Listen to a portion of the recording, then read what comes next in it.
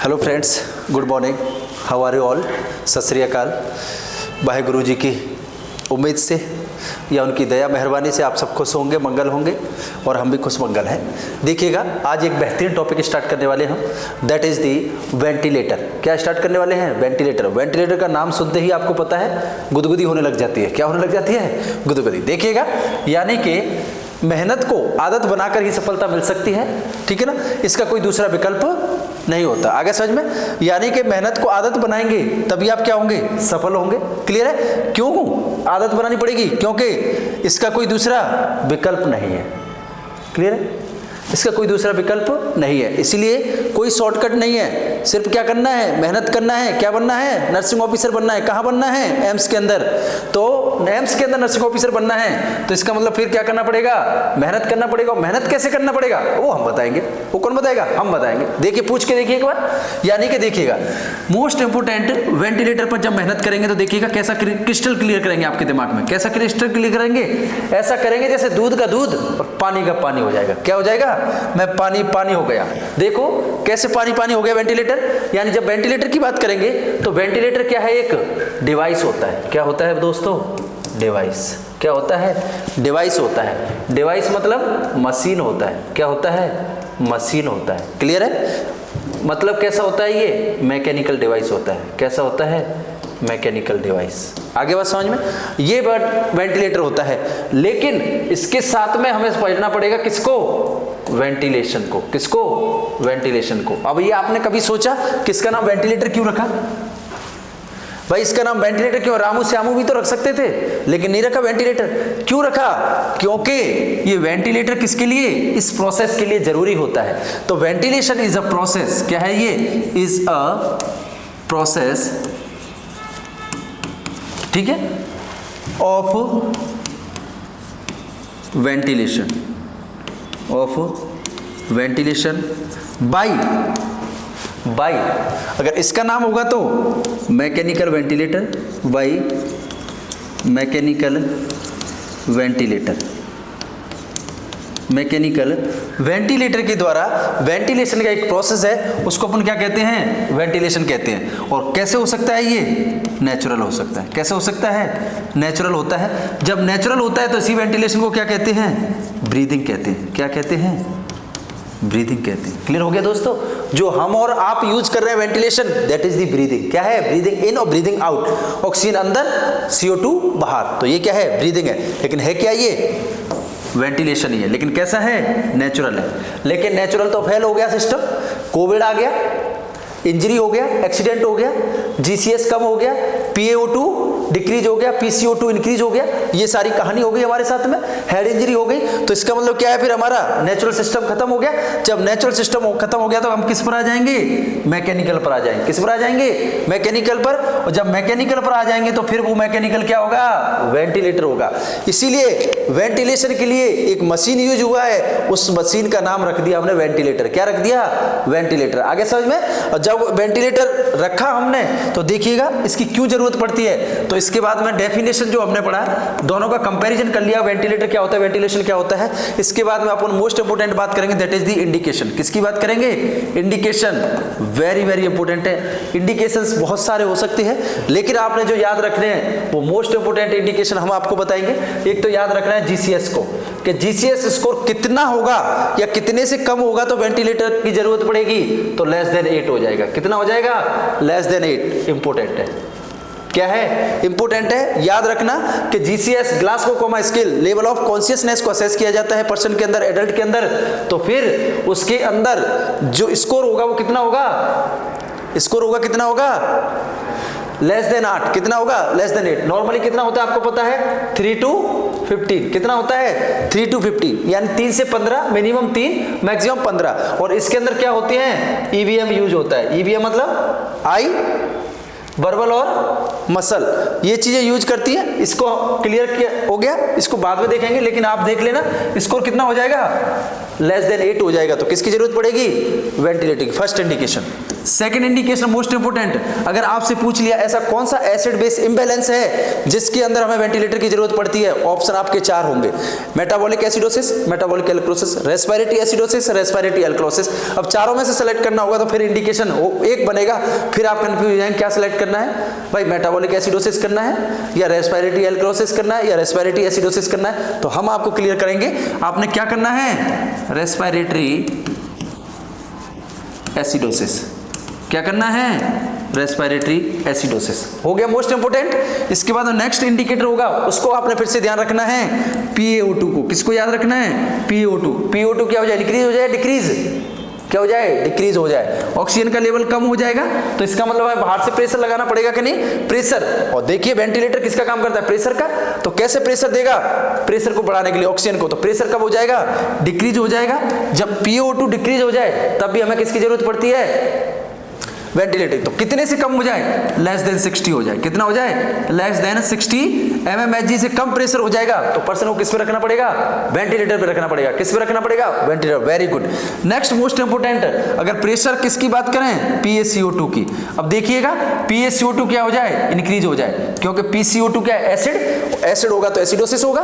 तो एसिडोसिस ना होने के लिए फिर हमें क्या करना पड़ेगा, PaCO2 का लेवल जब इंक्रीज होगा कितने से ज्यादा हो जाएगा, नॉर्मली 35 से 45 होता है, लेकिन ये बढ़ गया कितना, मोर देन 50, मोर देन 50। अगर इससे ज्यादा हो गया या मोर देन 55 हो गया, या फिर इसको याद रख लेना, अगर 60 से कम हो गया क्या, PO2 तो वेंटिलेटर, और 60 से ज्यादा हो गया क्या, PaCO2 तो फिर क्या चाहिए, वेंटिलेटर चाहिए। क्या चाहिए, वेंटिलेटर। ये याद रखने का बेस्ट तरीका है। अगर इसमें से नहीं होगा तो फिर क्या इंडिकेटर हो सकता है, हेड इंजरी हो सकता है। क्या हो सकता है, हेड इंजरी।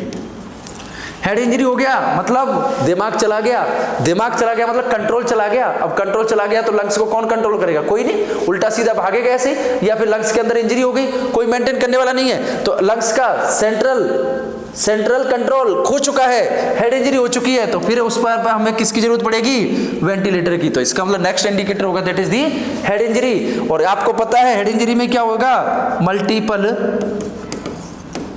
Organ failure. अगर मल्टीपल ऑर्गन फेलियर हो गए तब भी हमें किसकी जरूरत पड़ेगी, वेंटिलेटर की जरूरत पड़ेगी। ये इंपॉर्टेंट है। इसके अलावा आपने याद रखना है मेजर सर्जरी। मेजर सर्जरी का मतलब है कि यानी कि कोई भी वाइटल ऑर्गन का सर्जरी हो रहा होगा, हार्ट ट्रांसप्लांट हो रहा है, ठीक है ना, और लंग्स का ट्रांसप्लांट हो रहा है, किडनी की सर्जरी हो रही है, कोई GIT की सर्जरी हो रही है, ऐसी कोई मेजर सर्जरी होगी तभी पर्सन को किस पे रखना पड़ता है, वेंटिलेटर पर, क्योंकि एनेस्थीसिया में चला जाता है, मतलब अनकॉन्शियसनेस में चला जाता है। जब अनकॉन्शियस होगा तो इसका मतलब क्या होगा, उसका सेंट्रल नर्वस सिस्टम डिप्रेस हो जाएगा, डिप्रेस हो जाएगा तो रेस्पिरेटरी डिप्रेशन हो जाएगा। इसको मेंटेन करने के लिए किस पे लाना पड़ेगा, वेंटिलेटर पे लाना पड़ेगा। इसके बाद में मेजर सर्जरी के बाद में मोस्ट इंपोर्टेंट देखिएगा, और किस में कर सकते हैं अपन, पर्सन के अंदर किस में कर सकते हैं, यानी मेजर सर्जरी के साथ साथ में, यानी कि कोई माइनर सर्जरी, लेकिन किसका, रेस्पिरेटरी का। किसका है ये, रेस्पिरेटरी का। अगर रेस्पिरेटरी सिस्टम का कोई माइनर सर्जरी जिसमें रिस्क रहता है हमें किसका, पेटेंट एयरवे नहीं मेंटेन रखने का, ऐसी कोई भी कंडीशन बनेगी जिस एयरवे है वो पेटेंट नहीं रहेगा, तो फिर हमें क्या करना पड़ेगा, वेंटिलेटर पे लाना पड़ेगा। आगे समझ में। तो देखो काफी सारे इंडिकेशन, लेकिन आपने याद रखना GCS को, रेस्पिरेटरी एसिडोसिस को, PaO2 को, PaCO2 को। आगे समझ में, ये इंडिकेशन है, इनमें से क्वेश्चन पूछा जाता है और आगे भी पूछने के पूरे चांसेस है। क्लियर है। इसके बाद नेक्स्ट अपन बात करेंगे, देखिएगा किसकी बात करेंगे, टाइप्स की। डेफिनेशन पढ़ लिया, इंडिकेशन पढ़ लिया, उसमें से कोई भी कहीं भी कंफ्यूजन नहीं होगा आपको। इसके बाद में नेक्स्ट अपन बात करें किसकी, टाइप्स की। देखो टाइप्स में कंफ्यूजन हो सकता है, टाइप्स कई तरीके के हो सकते हैं। देखिएगा अगर वेंटिलेटर की टाइप की बात करेंगे तो इसका मतलब कितने टाइप्स का होता है, 2 टाइप का। कौन कौन सा, एक तो पॉजिटिव और एक नेगेटिव। आगे समझ में, एक पॉजिटिव और एक नेगेटिव। हम जो क्या कर रहे हैं, रेस्पिरेशन कर रहे हैं, हम जो वेंटिलेशन कर रहे हैं, नेचुरल वेंटिलेशन, वो कौन से प्रेशर पर डिपेंड होता है, नेगेटिव प्रेशर पर। किस पर होता है, नेगेटिव प्रेशर। और ये नेगेटिव प्रेशर चेस्ट के अंदर मेंटेन किया जाता है किसके द्वारा, इसको वैक्यूम बोलते हैं, किसके द्वारा, प्लूरल कैविटी के द्वारा। किसके द्वारा, प्लूरल कैविटी, यानी लंग्स और चेस्ट वॉल के द्वारा इस प्रेशर को मेंटेन किया जाता है, जो कि नॉर्मली कितना होता है, -5 mmHg। कितना होता है, -5 mmHg हमेशा मेंटेन होगा। जिस दिन ये प्रेशर खत्म उस दिन हम खत्म। आगे समझ में। तो इसी बेस के आधार पर पता चला कि माइनस वैक्यूम के हिसाब से हम काम करते हैं, तो इसी हिसाब से नेगेटिव वेंटिलेटर बनाया गया था। और ये कब बनाया गया था? पोलियो के टाइम पर। कब बनाया गया था? पोलियो के टाइम पर। इसीलिए इस वेंटिलेटर को बोला जाता है पोलियो आयरन, क्योंकि लोहे का बना हुआ था और टैंक जैसा था, इसीलिए इसका नाम रख दिया पोलियो आयरन टैंक। आ गया समझ में? हाँ, ये क्या होता है? अब देखो, इसको दिखा सकते हैं हम आपको नेगेटिव कैसे होता है।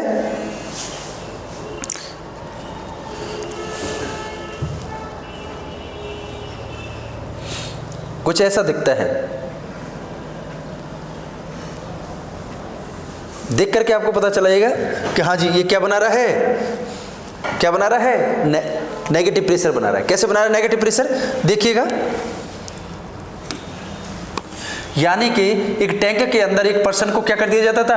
डाल दिया जाता था। जब उसके रेस्पिरेटरी यानी लंग्स वर्क नहीं करते थे, चेस्ट कैविटी वर्क नहीं करती थी, तो उनको खींचा जाता था। क्या किया जाता था? खींचा जाता था। देखिएगा, यानी कि इस तरीके से क्या कर देते? पर्सन को क्लोज कर देते यहाँ से बिल्कुल ही, और एक टैंक के अंदर डाल करके उस टैंक में वैक्यूम क्रिएट करता। तो वैक्यूम जब क्रिएट होता, चेस्ट कैविटी बाहर की तरफ आती। जब चेस्ट कैविटी बाहर की तरफ आएगी ऐसे, तो फिर का मतलब क्या होगा? अंदर नेगेटिव प्रेशर और बढ़ेगा। जब नेगेटिव प्रेशर बढ़ेगा तो बाहर से क्या है? पॉजिटिव प्रेशर ऐसे अंदर चला जाएगा, और क्या हो जाता था? इंस्पिरेशन हो जाता था। फिर प्रेशर को कम करते, एक्सपिरेशन हो जाता। फिर प्रेशर बढ़ाते नेगेटिव, और बाहर से पॉजिटिव अंदर जाता ऑक्सीजन को लेकर के। ऐसे ऐसे क्या होता था? वेंटिलेशन होता था। तो ये नेगेटिव वेंटिलेशन है। कौन सा है ये? नेगेटिव वेंटिलेशन है। और जो हम लेते हैं वो भी कैसा वेंटिलेशन है? नेगेटिव प्रेशर है। लेकिन ये ओल्ड टाइम में यूज होता था। किसमें? ओल्ड। इसको आयरन टैंक कहा जाता था। इसी के हिसाब से चेस्ट क्यूरेस भी आता था। क्या आता था? चेस्ट क्यूरेस। चेस्ट क्यूरेस को चेस्ट के ऊपर बांध दिया जाता था, फिर चेस्ट को खींचा जाता था। चेस्ट को खींचते बाहर नेगेटिव प्रेशर बनता, और अंदर से पॉजिटिव प्रेशर करके ऑक्सीजन अंदर चली जाती थी। तो ये पुराना है, पहले यूज होता था। हमने मोस्ट कॉमनली जो डिस्कस करना है वो किसको करना है? पॉजिटिव प्रेशर को। किसको करना है? पॉजिटिव प्रेशर को। क्लियर है बात? समझ में आ गई? देखिए, पॉजिटिव प्रेशर की बात करेंगे तो this is the new version. कौन सा है ये? आजकल जो यूज हो रहा है या मोस्ट कॉमनली जो यूज होता है that is the new version ventilator. कौन सा होता है? New version ventilator. इसके अंदर क्या होता है? इसके अंदर वेंटिलेटर के द्वारा प्रेशर, पॉजिटिव प्रेशर, कौन सा प्रेशर?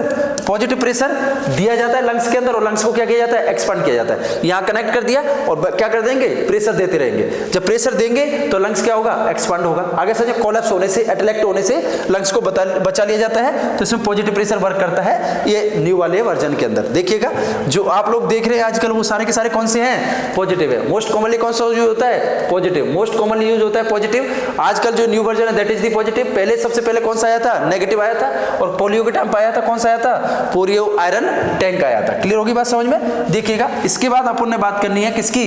पॉजिटिव वेंटिलेटर के टाइप्स की। तो जब पॉजिटिव प्रेशर वेंटिलेटर्स के टाइप की बात करेंगे तो ये मेनली कितने टाइप्स का होता है? 3 टाइप्स का होता है। कितने टाइप्स का होता है? 3 टाइप्स का। कैसे याद रखेंगे इसको? टीवीपी से याद रखेंगे। किससे याद रखेंगे? टीवीपी मतलब टाइम साइकिल,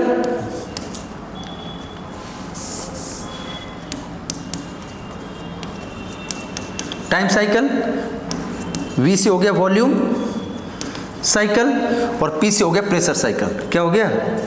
प्रेशर साइकिल। आगे समझ में? तो देख लीजिए, जो पॉजिटिव प्रेशर वेंटिलेटर होता है वो कितने टाइप्स का होता है? 3 टाइप्स का होता है। TVP, time cycle, volume cycle और प्रेशर साइकिल।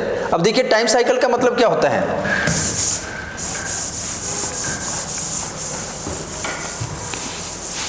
बताइए जल्दी।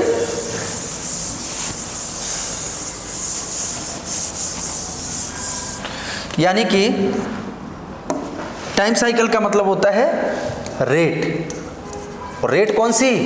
रेस्पिरेशन का। किसका रेट? रेस्पिरेशन का रेट।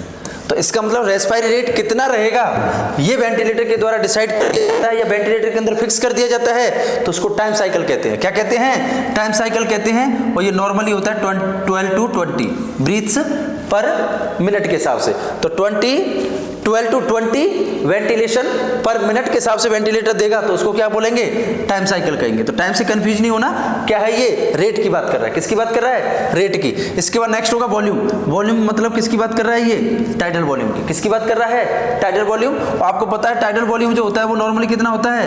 500 ml पर मिनट। कितना होता है? 500 ml पर ब्रीथ। पर ब्रीथ। एक ब्रीथ में, एक इनहेलेशन और एक एक्सहेलेशन में जो वॉल्यूम हो जाता है वो कितना, वो क्या होता है, टाइडल वॉल्यूम कहता है। आपको अच्छे से पता है। उसके बाद नेक्स्ट आएगा प्रेशर, यानी किस प्रेशर से एयर को डिलीवर किया जाएगा। 35 mmHg होगा, ठीक है ना, 50 होगा, 60 होगा, 70 होगा, 80 होगा, कितना प्रेशर होगा वो वेंटिलेटर जब लगाएगा तो उसको क्या बोलेंगे फिर अपन, प्रेशर साइकिल बोलेंगे। क्या बोलेंगे, प्रेशर साइकिल वेंटिलेटर। आगे समझ में। अब देखो रेट कितना होगा, वॉल्यूम कितना होगा, प्रेशर कितना होगा। इसको मोस्ट कॉमनली देखिएगा, जो मोस्ट कॉमनली यूज होता है वेंटिलेटर का type, that is the volume cycle. Most commonly use होने वाला पॉजिटिव वेंटिलेटर वॉल्यूम साइकिल कौन सा होता है, वॉल्यूम साइकिल। क्लियर है। इसके बाद में नेक्स्ट मोस्ट इंपोर्टेंट होने वाला that is the pressure cycle. कौन सा होता है, प्रेशर साइकिल। क्योंकि टाइम जो होता है वो जो रेट होती है वो क्या कर दी जाती है, फिक्स कर दी जाती है। एक बार क्या कर दी जाती है, फिक्स कर दी जाती है। किस तरीके से फिक्स करते हैं, ये डिपेंड करेगा पेशेंट की कंडीशन पर, कौन सी डिसीज कंडीशन है उस पर डिपेंड करेगा, और वॉल्यूम कितना देना है और प्रेशर क्या रखना है, ये मेनली, या फिर वॉल्यूम की स्पेशली बात करेंगे तो ये डिपेंड करता है आइडियल बॉडी वेट पर। किस पर डिपेंड करता है, आइडियल बॉडी वेट पर। क्लियर दोस्तों, याद रखना अच्छे से। अभी आपको निकल के बताऊंगा मोस्ट कॉमन वेंटिलेटर यूज होता है तो पॉजिटिव वेंटिलेटर, और उसमें से पॉजिटिव में से मोस्ट कॉमन यूज होता है वॉल्यूम। कौन सा होता है, वॉल्यूम। आगे समझ में। अब देखिएगा इस वॉल्यूम को कैसे डिसाइड करेंगे, आइडियल बॉडी वेट के हिसाब से। किसके, आइडियल बॉडी वेट के हिसाब से। और आइडियल बॉडी वेट के हिसाब से कैसे डिसाइड करेंगे ये अभी बताएंगे आपको, ये अभी बताएंगे आपको।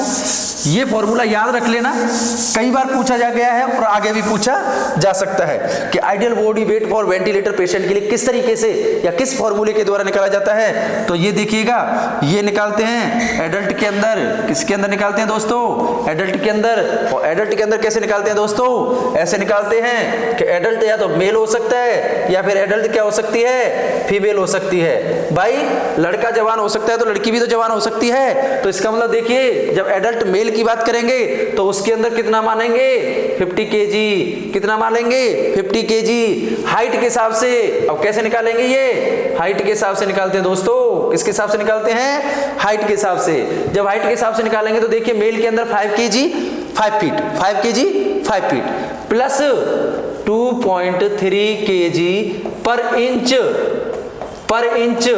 After 5 feet, after 5 feet. आगे समझ, वेरी गुड। अब देखिए मैंने बोला अगर 5 फीट का है या उससे थोड़ा बहुत कम है तो फिर वेट कितना मानना है, आइडियल 50 kg मान लेना, कोई दिक्कत नहीं है। लेकिन 5 फीट से ज्यादा हो गया, 5 फीट 2 इंच, 5 फीट 3 इंच, तो फिर पर इंच में कितना जोड़ना है, 2.3 kg जोड़ना है। देखिए अगर फीमेल की बात करते हैं तो फीमेल के अंदर 5 फीट की फीमेल है तो कोई बात नहीं, वेट इतना नहीं रखेंगे, थोड़ा कम कर देंगे। 5 फीट से तो 5 ही कम कर देंगे। कितना कर देंगे, 5 ही कम कर देंगे। तो कितना हो जाएगा, 45 kg हो जाएगा। कितना हो जाएगा, 45 kg प्लस अगर 5 फीट से ज्यादा है तो 2.3 kg सेम रखेंगे। और पर इंच क्या है, पर inch after 5 feet, after 5 feet. याद रहेगा दोस्तों फॉर्मूला। अगर फीमेल है तो 45 kg 5 फीट की है, मेल 5 फीट का है तो 50 kg, और अगर क्या है 5 फीट से ज्यादा है तो 2.3 kg पर इंच के हिसाब से लेना है, और फीमेल के अंदर भी 2.3 kg पर इंच के हिसाब से लेना है। जैसे कि एक एग्जांपल दे देते हैं कि एक पर्सन की हाइट है वो कितनी है, 5 फीट 2 इंच। कितनी है, 5 फीट 2 इंच। और 5 फीट 2 इंच है तो इसका मतलब देखिए 50 तो हो ही गया 5 फीट का। 2 इंच का कितना होगा, फिर 1 इंच का कितना है, 2.3 kg है तो 2 इंच का कितना हो गया, फिर 4.6 kg। कितना हो गया, 4.6 kg। तो इसके लिए आइडियल वेट कितना हो जाएगा, फिर 54.6 kg। हो गया कि नहीं हो गया, हो गया।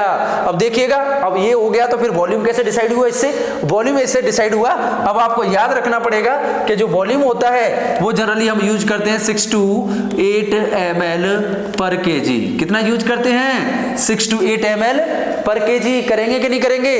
अब मान लीजिए एवरेज हो गया कितना, 55 kg का हो गया। कितने का हो गया बंदा, 55 किलो का। अब 55 किलो का हो गया तो 6 to 8 यानी 7 मान लीजिए, तो 7 into 55 कर देंगे तो कितना आ जाएगा, 405 ml। कितना आ जाएगा, यानी समथिंग 400 ml क्या देना है उसको, टाइडल वॉल्यूम देना है। क्या देना है, टाइडल वॉल्यूम देना है। आ गया समझ में, ऐसे निकल के आ जाएगा हर चीज का। तो आइडियल बॉडी वेट के हिसाब से हमें वॉल्यूम को डिसाइड करना होता है, वॉल्यूम को ऐसे डिसाइड करेंगे। क्लियर होगी बात समझ में, वेरी गुड। गुड क्वेश्चन पूछा जा सकता है। प्रैक्टिकल में थ्योरी में यही डिफरेंस होता है। और इसको क्या करना है, आपने अलग करना है, अलग से सीखना है चीजों को, अपने आप को निखारना है, अपने आप को क्या करना है, सबसे ऊपर बनाना है, सबसे बेहतर बनाना है। बेहतर कैसे बनाएंगे, ऐसे बनाएंगे। देखिएगा इसके बाद अपन नेक्स्ट अपन बात करेंगे किसकी, पढ़ लिया। इसके बाद मोस्ट इंपोर्टेंट होता है तो नेक्स्ट और देख लेते हैं FiO2 की बात कर लेते हैं। किसकी बात कर लेते हैं, FiO2 की। जब FiO2 की बात करेंगे तो that is the friction of inspired air, और ये कितना होता है 21 से 100%। कितना होता है 21 से 100% होता है कि नहीं होता है दोस्तों। तो FiO2 21 क्यों होता है मिनिमम, क्योंकि एनवायरमेंट के अंदर जो एयर होती है उसके अंदर कितने ऑक्सीजन होती है 21%, इसीलिए 21% तो मिनिमम रहेगा ही रहेगा, लेकिन बढ़ा सकते हैं हम कितने तक 100% तक, इसलिए ये क्या हो गया FiO2 हो गया। क्या हो गया, FiO2 हो गया। आगे समझ में। अब देखिएगा, अब हमने वेंटिलेटर के टाइप पढ़े, अब हम टाइप पढ़ेंगे किसके, टाइप पढ़ेंगे वेंटिलेशन के। किसके, वेंटिलेशन के। ठीक है, कौन सा वेंटिलेशन, नेचुरल की बात नहीं कर रहे यहाँ पे, वो तो हमने पढ़ लिया पहले वेंटिलेशन के। नेचुरल हो सकता है, आर्टिफिशियल हो सकता है। तो आर्टिफिशियल मतलब मैकेनिकल हो सकता है। तो मैकेनिकल वेंटिलेशन कितने टाइप्स का हो सकता है, ये हमें समझना पड़ेगा। तो टाइप्स ऑफ मैकेनिकल वेंटिलेटर लिख सकता हूं मैं, तो आपको कोई कंफ्यूजन नहीं रहेगा। देखिएगा, types of mechanical ventilator, types of mechanical ventilator. तो टाइप्स ऑफ मैकेनिकल वेंटिलेटर की बात करेंगे तो ये 2 टाइप से हो सकता है। कितने टाइप से हो सकता है, 2 टाइप से। और 2 टाइप से कैसे हो सकता है, देखिएगा दोस्तों, यानी कि एक तो हो सकता है IV, ठीक है, और एक हो सकता है NIV। 2 टाइप का हो सकता है, IV एंड NIV। अब देखिए IV का मतलब होता है इन्वेसिव, कौन सा हो सकता है, इन्वेसिव, और NIV का मतलब होता है नॉन इन्वेसिव, कौन सा होगा, नॉन इन्वेसिव। क्लियर है दोस्तों। अब देख लीजिएगा, वेरी गुड। जब इन्वेसिव की बात करेंगे तो ये भी 2 टाइप से हो सकता है। इन्वेसिव मतलब ET यानी एंडोट्रेकियल ट्यूब डाल सकते हैं, या TT, ट्रेन वाला TT नहीं है, ये ट्रेकियोस्टोमी ट्यूब है। कौन सा है, ट्रेकियोस्टोमी ट्यूब है। तो यानी कि या तो क्या डालेंगे, एंडोट्रेकियल ट्यूब या TT ट्यूब। तो ये कौन सा हो गया, इन्वेसिव वेंटिलेशन हो गया। इन्वेसिव यानी कि मैकेनिकल वेंटिलेटर। और इसके बाद में नॉन इन्वेसिव की बात करेंगे तो इसके अंदर तो कोई ट्यूब नहीं डलेगी, तो इसके अंदर क्या आएंगे, फिर मास्क आएंगे। क्या आएंगे, मास्क। तो मास्क भी 2 होंगे, एक तो CPAP, एक बाईपैप। कौन सा होगा, बाईपैप। क्लियर है दोस्तों, क्या होगा, बाईपैप। एक एक चीज को ध्यान से सुनना, यानी कि नॉन इन्वेसिव में NIV में कहोगे CPAP एंड बाईपैप। अब आप सोचोगे NIV है, NIV मास्क है, NIV मास्क आप सोचते हैं NIV मास्क क्या आ गया। NIV मास्क का नॉन इन्वेसिव वेंटिलेटर पर रखना है पेशेंट को, नॉन इन्वेसिव वेंटिलेशन देना है। तो NIV में फिर पूछ लो CPAP चाहिए या फिर बाईपैप चाहिए। अब CPAP मशीन अलग होगी और बाईपैप मशीन अलग होगी। क्लियर है। अब देखिएगा, जब CPAP और बाईपैप मशीन की बात करेंगे तो दिखाएंगे आपको, लेकिन इधर आ जाते हैं किस पर, ET ट्यूब और TT ट्यूब पर। तो ET ट्यूब में क्या होते हैं, ये ट्यूब डालनी पड़ती है हमें किसके अंदर, एयरवे के अंदर। तो एयरवे के अंदर डालते हैं, किसके अंदर डालते हैं इसको, मेनली ट्रेकिया के अंदर। देखिए, जब ट्रेकिया के अंदर डालेंगे ट्यूब को, तो ट्यूब हमें क्या करना पड़ेगा, फिर हमें देखो एंडोट्रेकियल इंट्यूबेशन अलग से पढ़ाना पड़ेगा आपको, और ट्रेकियोस्टोमी अलग से पढ़ानी पड़ेगी। यहाँ पर इसको कंप्लीट नहीं करेंगे क्योंकि क्या हो जाएगा, फिर बहुत बड़ा वीडियो हो जाएगा और सारा गड़बड़ हो जाएगा। तो सिर्फ इतना समझ लीजिए, यानी ट्रेकिया के अंदर जिनको डालते हैं, जिसकी वजह से क्या है, बाहर से कनेक्ट कर देते हैं और वेंटिलेटर लगातार क्या देता रहता है, एयर देता रहता है। आगे समझ में। ET का जो प्रेशर होता है वो कितना होता है, ET का pressure 15 to 20 mm of Hg। कफ का प्रेशर है ये, किसका, कफ का। और TT का कितना होता है 20 to 25 mHg, 20 to 25 यानी कि 15 से 20, 20 से 25, ऐसे याद रखने इनके प्रेशर है, क्योंकि ये प्रेशर मेंटेन करना जरूरी है। क्यों कर जरूरी है, अभी वेंटिलेटर बनाऊं तो बताऊंगा। लीकेज हो गया, और लीकेज हो गया तो फिर कौन सी प्रेशर अलार्म आ जाएगा वेंटिलेटर के अंदर, देखो अभी बताएंगे, क्वेश्चन भी पूछेंगे आपसे कि क्या जाता है, अलार्म आ जाता है। तो ये क्या हो गया, टाइप्स ऑफ मैकेनिकल वेंटिलेशन हो गया, टाइप्स ऑफ मैकेनिकल वेंटिलेशन हो गए। इसके बाद हम मोस्ट इंपोर्टेंट आ जाते हैं मोड। वाह, क्या गया, मोड़। एक मोड़ आया, मैं तो दिल छोड़ आया। भाई दिल नहीं छोड़ना, सांस छूट जाएंगी यहाँ पर। क्या छूट जाएंगी, सांसें छूट जाएंगी। देखिएगा मोड़ पर सांसें कैसे छूट जाएंगी। देखिएगा, मोस्ट इंपोर्टेंट होते हैं वेंटिलेटर के, यानी जितना स्टार लगाऊं उतना कम है। क्लियर है। यानी कि जब मोड़ की बात करेंगे तो टोटल मोड़ कितने होते हैं, 8 मोड होते हैं। कितने होते हैं, 8 मोड होते हैं। आगे समझ में। अब मोड को समझने से पहले थोड़ी सी बेसिक चीजों को आपको समझना होगा, उसके बाद मैं मोड बताऊंगा। देखो मोड में से एक तो आपने समझना होगा ट्रिगर को। किसको समझना होगा? ट्रिगर को। डायरेक्ट क्वेश्चन पूछा जाता है what is the trigger. Trigger क्या होता है? वो ट्रिगर नहीं है लगाई गोली उड़ गया, वो ट्रिगर नहीं है। यहाँ पर ट्रिगर का मतलब होता है इनिशिएशन। ट्रिगर का मतलब क्या होता है? इनिशिएशन। तो ट्रिगर दो तरीके से हो सकता है, या तो किसके द्वारा? वेंटिलेटर के द्वारा, या किसके द्वारा? पेशेंट के द्वारा। आ गया समझ में? अब देखो ये कैसे होगा कि वेंटिलेटर से होगा कि या पेशेंट से होगा। अगर पेशेंट क्या है? एफर्ट कर रहा है। क्या कर रहा है? एफर्ट कर रहा है, तो हमेशा ट्रिगर किससे कराएंगे? पेशेंट से कराएंगे। लेकिन पेशेंट कैसा है? अनकॉन्शियस है, तो फिर वेट नहीं करना है पेशेंट का, किससे ट्रिगर कराएंगे? वेंटिलेटर से। किससे कराएंगे? वेंटिलेटर से। Very good.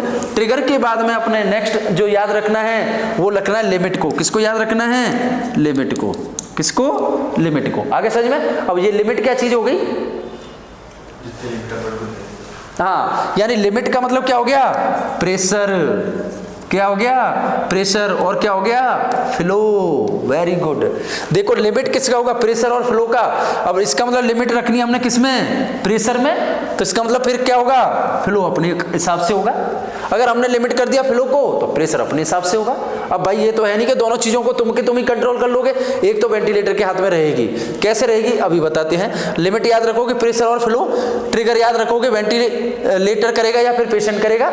मोस्ट ऑफ जब वेंटिलेटर पर रखते पेशेंट अनकॉन्शियस ही होता है, इंट्यूबेट करते हैं, तो वेंटिलेशन का ही क्या होता है? मोस्ट कॉमनली ट्रिगर होता है। आगे समझ में? देखिएगा इसके बाद नेक्स्ट जो इंपोर्टेंट होता है, ट्रिगर हो गया, लिमिट हो गया, और इसके बाद में जो नेक्स्ट इंपोर्टेंट होता है, थर्ड चीज जो आपने याद रखनी है, दैट इज दी, एक मिनट, कहां चलेगी थर्ड चीज? हाँ, नेक्स्ट जो होता है that is the cycle. Next होता है साइकिल।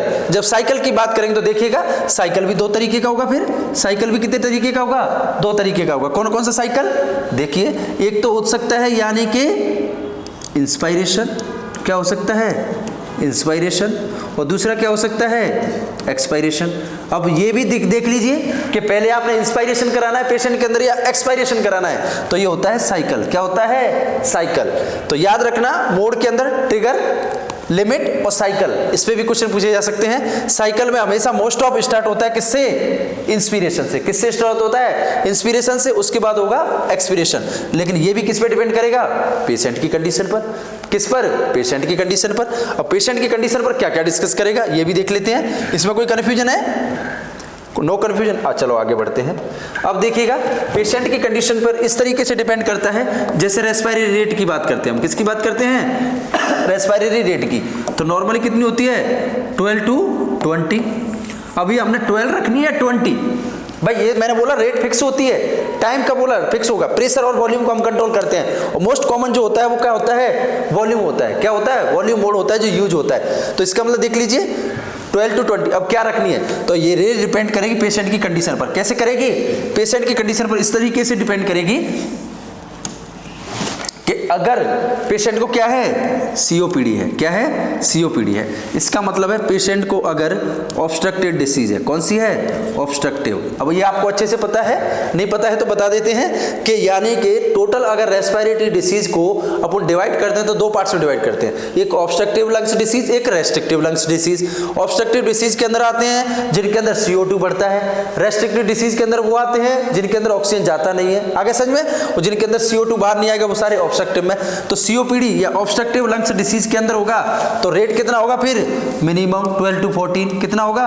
12 to 14 ब्रीथ पर मिनट रखना पड़ेगा हमने। लेकिन पर्सन को क्या हो गया? Restrictive disease condition. कौन सी आ गई? रेस्ट्रिक्टिव। अब मतलब पर्सन किसका है? RDS का है। पर्सन कोविड निमोनिया का है या और कोई वेंटिलेटर एसोसिएटेड निमोनिया है, तो उस कंडीशन में फिर रेट कितनी रखनी है हमने? 18 to 20। अपर लिमिट की तरफ जाएंगे। किसकी तरफ जाएंगे? अपर लिमिट की तरफ। तो या तो ऑप्शन में रेस्ट्रिक्टिव डिसीज आ सकता है, ARDS आ सकता है, निमोनिया आ सकता है, तो फिर किसकी तरफ जाएंगे? अपर की तरफ। COPD या ऑब्स्ट्रक्टिव डिसीज कंडीशन आ गई तो फिर आपने किसकी तरफ जाना है? लोअर लिमिट की तरफ सेलेक्ट करना है। ऐसे प्रायोरिटी को ध्यान में रखना है। क्लियर होगी बात? Okay, very good. देखिएगा इसके बाद में वॉल्यूम को कैसे सेलेक्ट करना बता दी, आइडियल बॉडी वेट से। वॉल्यूम को कैसे सेलेक्ट करना है? आइडियल बॉडी वेट से। सॉरी। इसके बाद में नेक्स्ट जो अपन बात करते हैं वो होगा दोस्तों वेंटिलेटर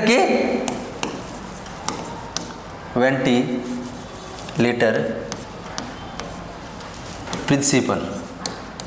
क्या होगा? प्रिंसिपल। प्रिंसिपल का मतलब है किस तरीके से वेंटिलेटर वर्क करेगा।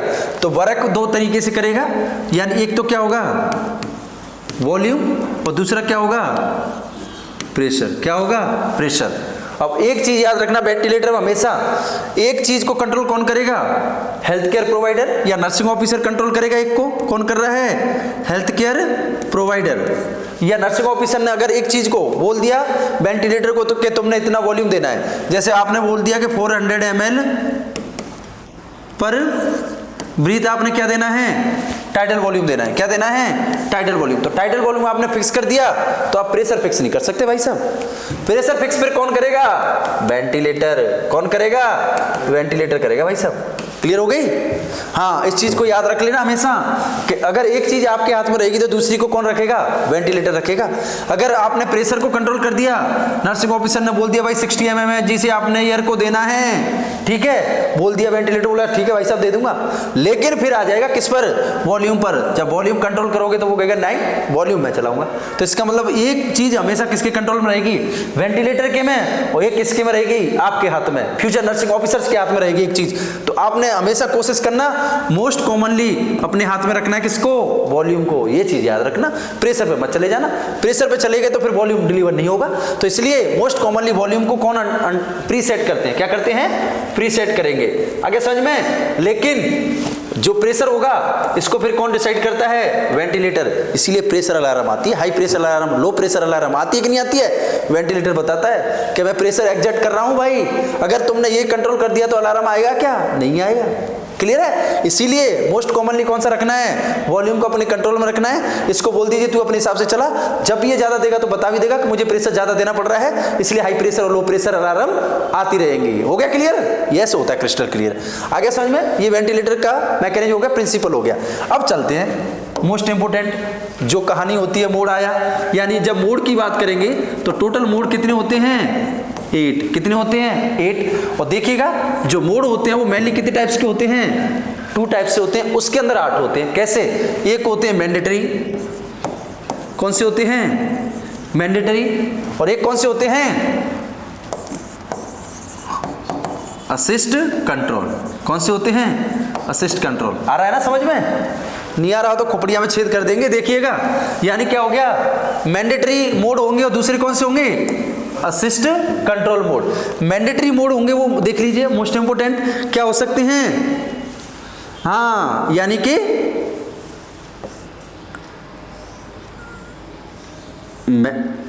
एक सेकेंड, असिस्ट कंट्रोल देख लीजिए। और मैंडेटरी के अंदर होगा यानी कि MCV। कौन सा होगा? MCV। और एक होगा दैट इज दी SIMV। कौन सा होगा? SIMV। आगे समझ में?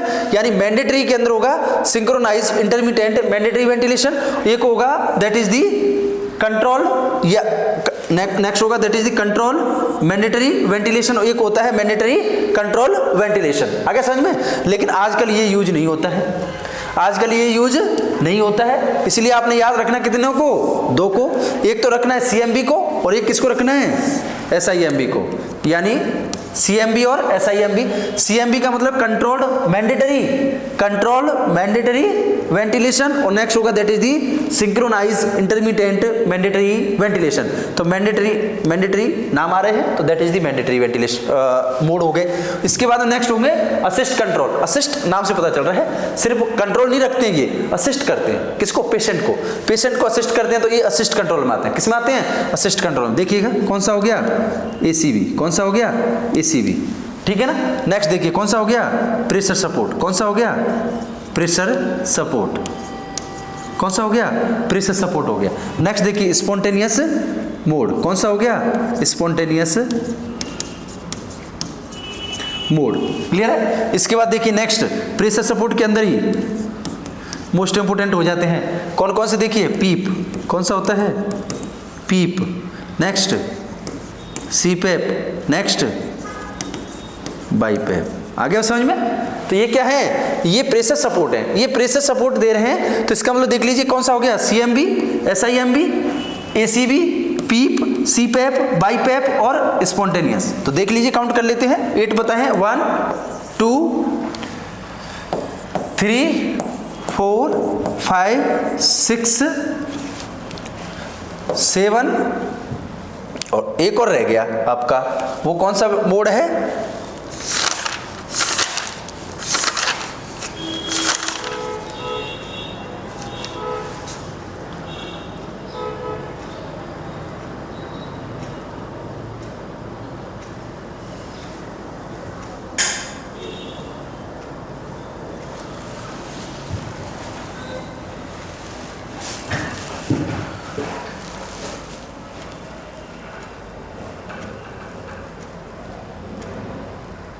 बाईपैप, अच्छा प्रेशर सपोर्ट।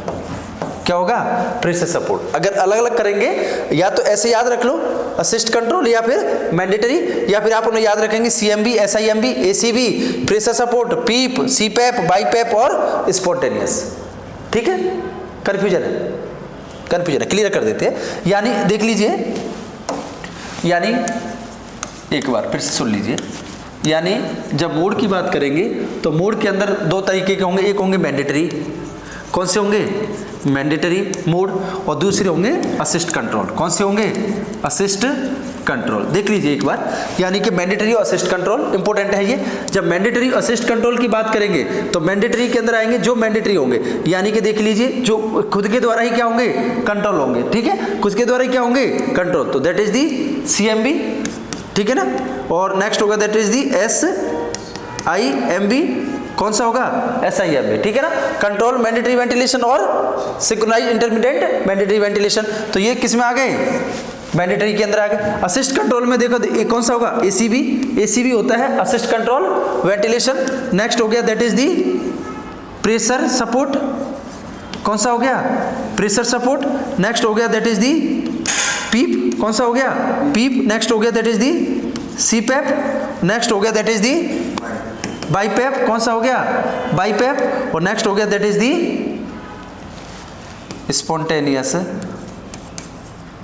वेंटिलेशन।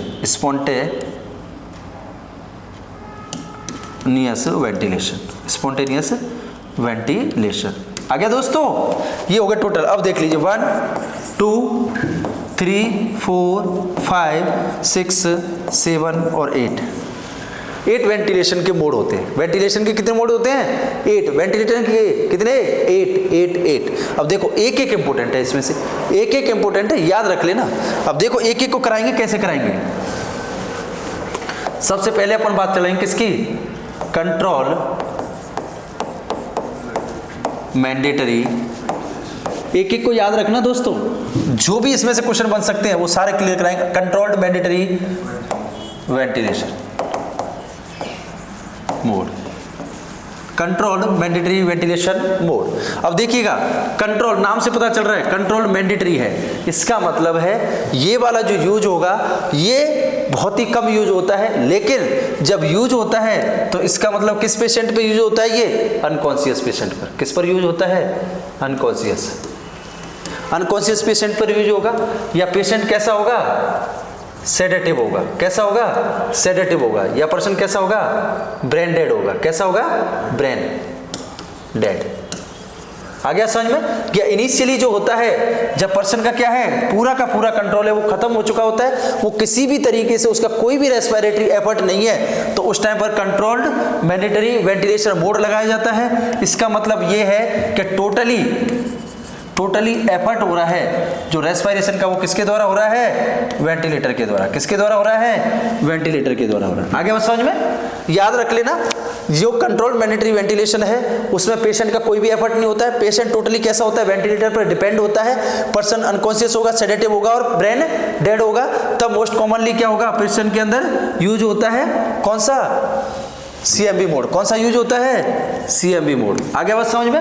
और सीएमबी मोड के यूज होने के बाद में कुछ क्या होती है? इसके ड्रॉबैक्स होते हैं। क्या होते हैं? ड्रॉबैक। वो हमें समझने होंगे, उनसे ही क्वेश्चन बनेगा। जो क्वेश्चन बनेगा वो उनसे ही बनेगा। एक तो ये बनेगा कंट्रोल मैंडेटरी वेंटिलेशन किस पे यूज होता है? तो जो पेशेंट का रेस्पिरेटरी एफर्ट 0 होता है, टोटली पेशेंट का रेस्पिरेशन कैसा हो जाता है? लॉक्ड।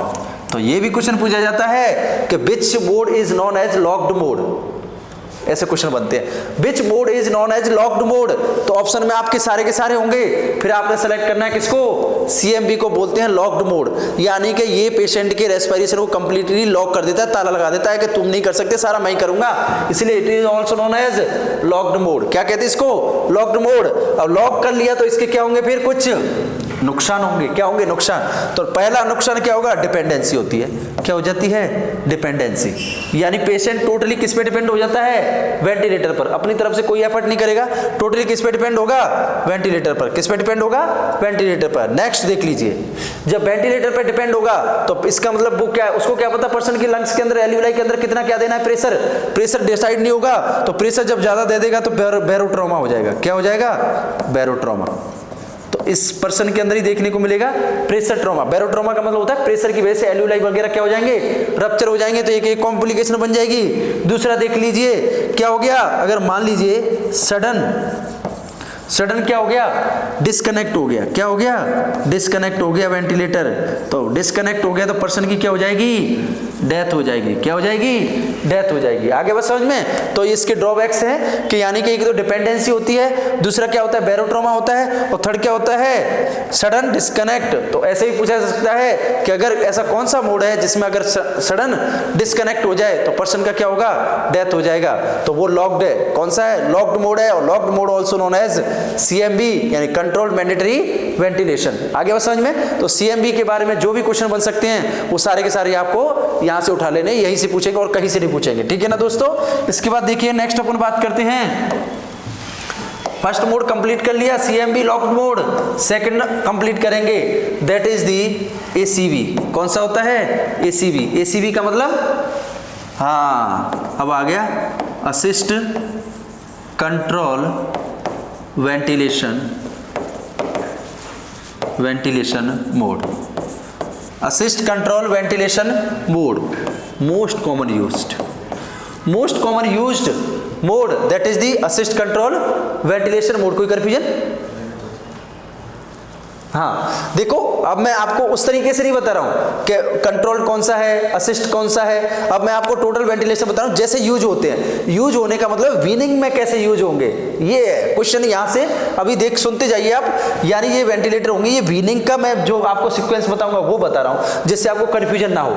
क्लियर है, देखो सबसे पहले सीएमबी यूज हुआ, पेशेंट अनकॉन्शियस, उसके बाद में कॉन्शियस वगैरह में कुछ आने लगा, रेस्पिरेटरी एफर्ट करने लगा, तो इसका मतलब किस पे ले आएंगे उसको, एसीबी पर। या फिर मोस्ट कॉमन जो यूज होता है मोड वो कौन सा होता है, assist control ventilation mode use होता है, एसीवी मोड होता है। अब देखिए इसके अंदर टोटली लॉक्ड था, कोई एफर्ट कर रहा था रेस्पिरेटर तो वेंटिलेटर नहीं करने दे रहा था, लेकिन इसके अंदर क्या होगा, यानी पर्सन क्या कर सकता है, अपना ब्रीथ कर सकता है। क्या कर सकता है, ब्रीथ करता है। तो असिस्ट कंट्रोल वेंटिलेशन के अंदर क्या होगा, मान लीजिए जैसे ये वेंटिलेशन है, वेंटिलेशन में क्या होगा, पर्सन जैसे ब्रीथ करता है, क्या करता है, ब्रीथ करता है ऐसे, तो इसका मतलब क्या होगा, ऐसे ब्रीदिंग होगा। जब ब्रीदिंग होगा तो देखिएगा, यानी कि ये किसका ब्रीद है, पेशेंट का।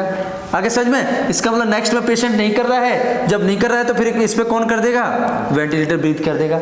आगे समझ में, इसमें फिर पेशेंट कर सकता है तो पेशेंट को अलाउ कर देगा, और इसके बाद में नेक्स्ट पेशेंट को अलाउ नहीं करेगा तो फिर यहाँ कौन कर देगा, वेंटिलेटर। फिर भी पेशेंट अगली बार नहीं कर रहा है तो फिर वापस कौन कर देगा, वेंटिलेटर। कौन कर देगा, वेंटिलेटर। तो इसका मतलब ये पेशेंट का हो गया, ये वेंटिलेटर का हो गया, ये पेशेंट का हो गया, ये वेंटिलेटर का हो गया, और ये भी किसका हो गया, वेंटिलेटर का हो गया। तो इसका मतलब असिस्ट कर रहा है, तो असिस्ट कर रहा है तो इसका मतलब है इसके अंदर पहले से ही ये क्वेश्चन बनेगा कि असिस्ट कंट्रोल के अंदर पहले से ही क्या होता है, प्रीसेट होता है। क्या होता है, प्रीसेट होता है। कौन, वॉल्यूम।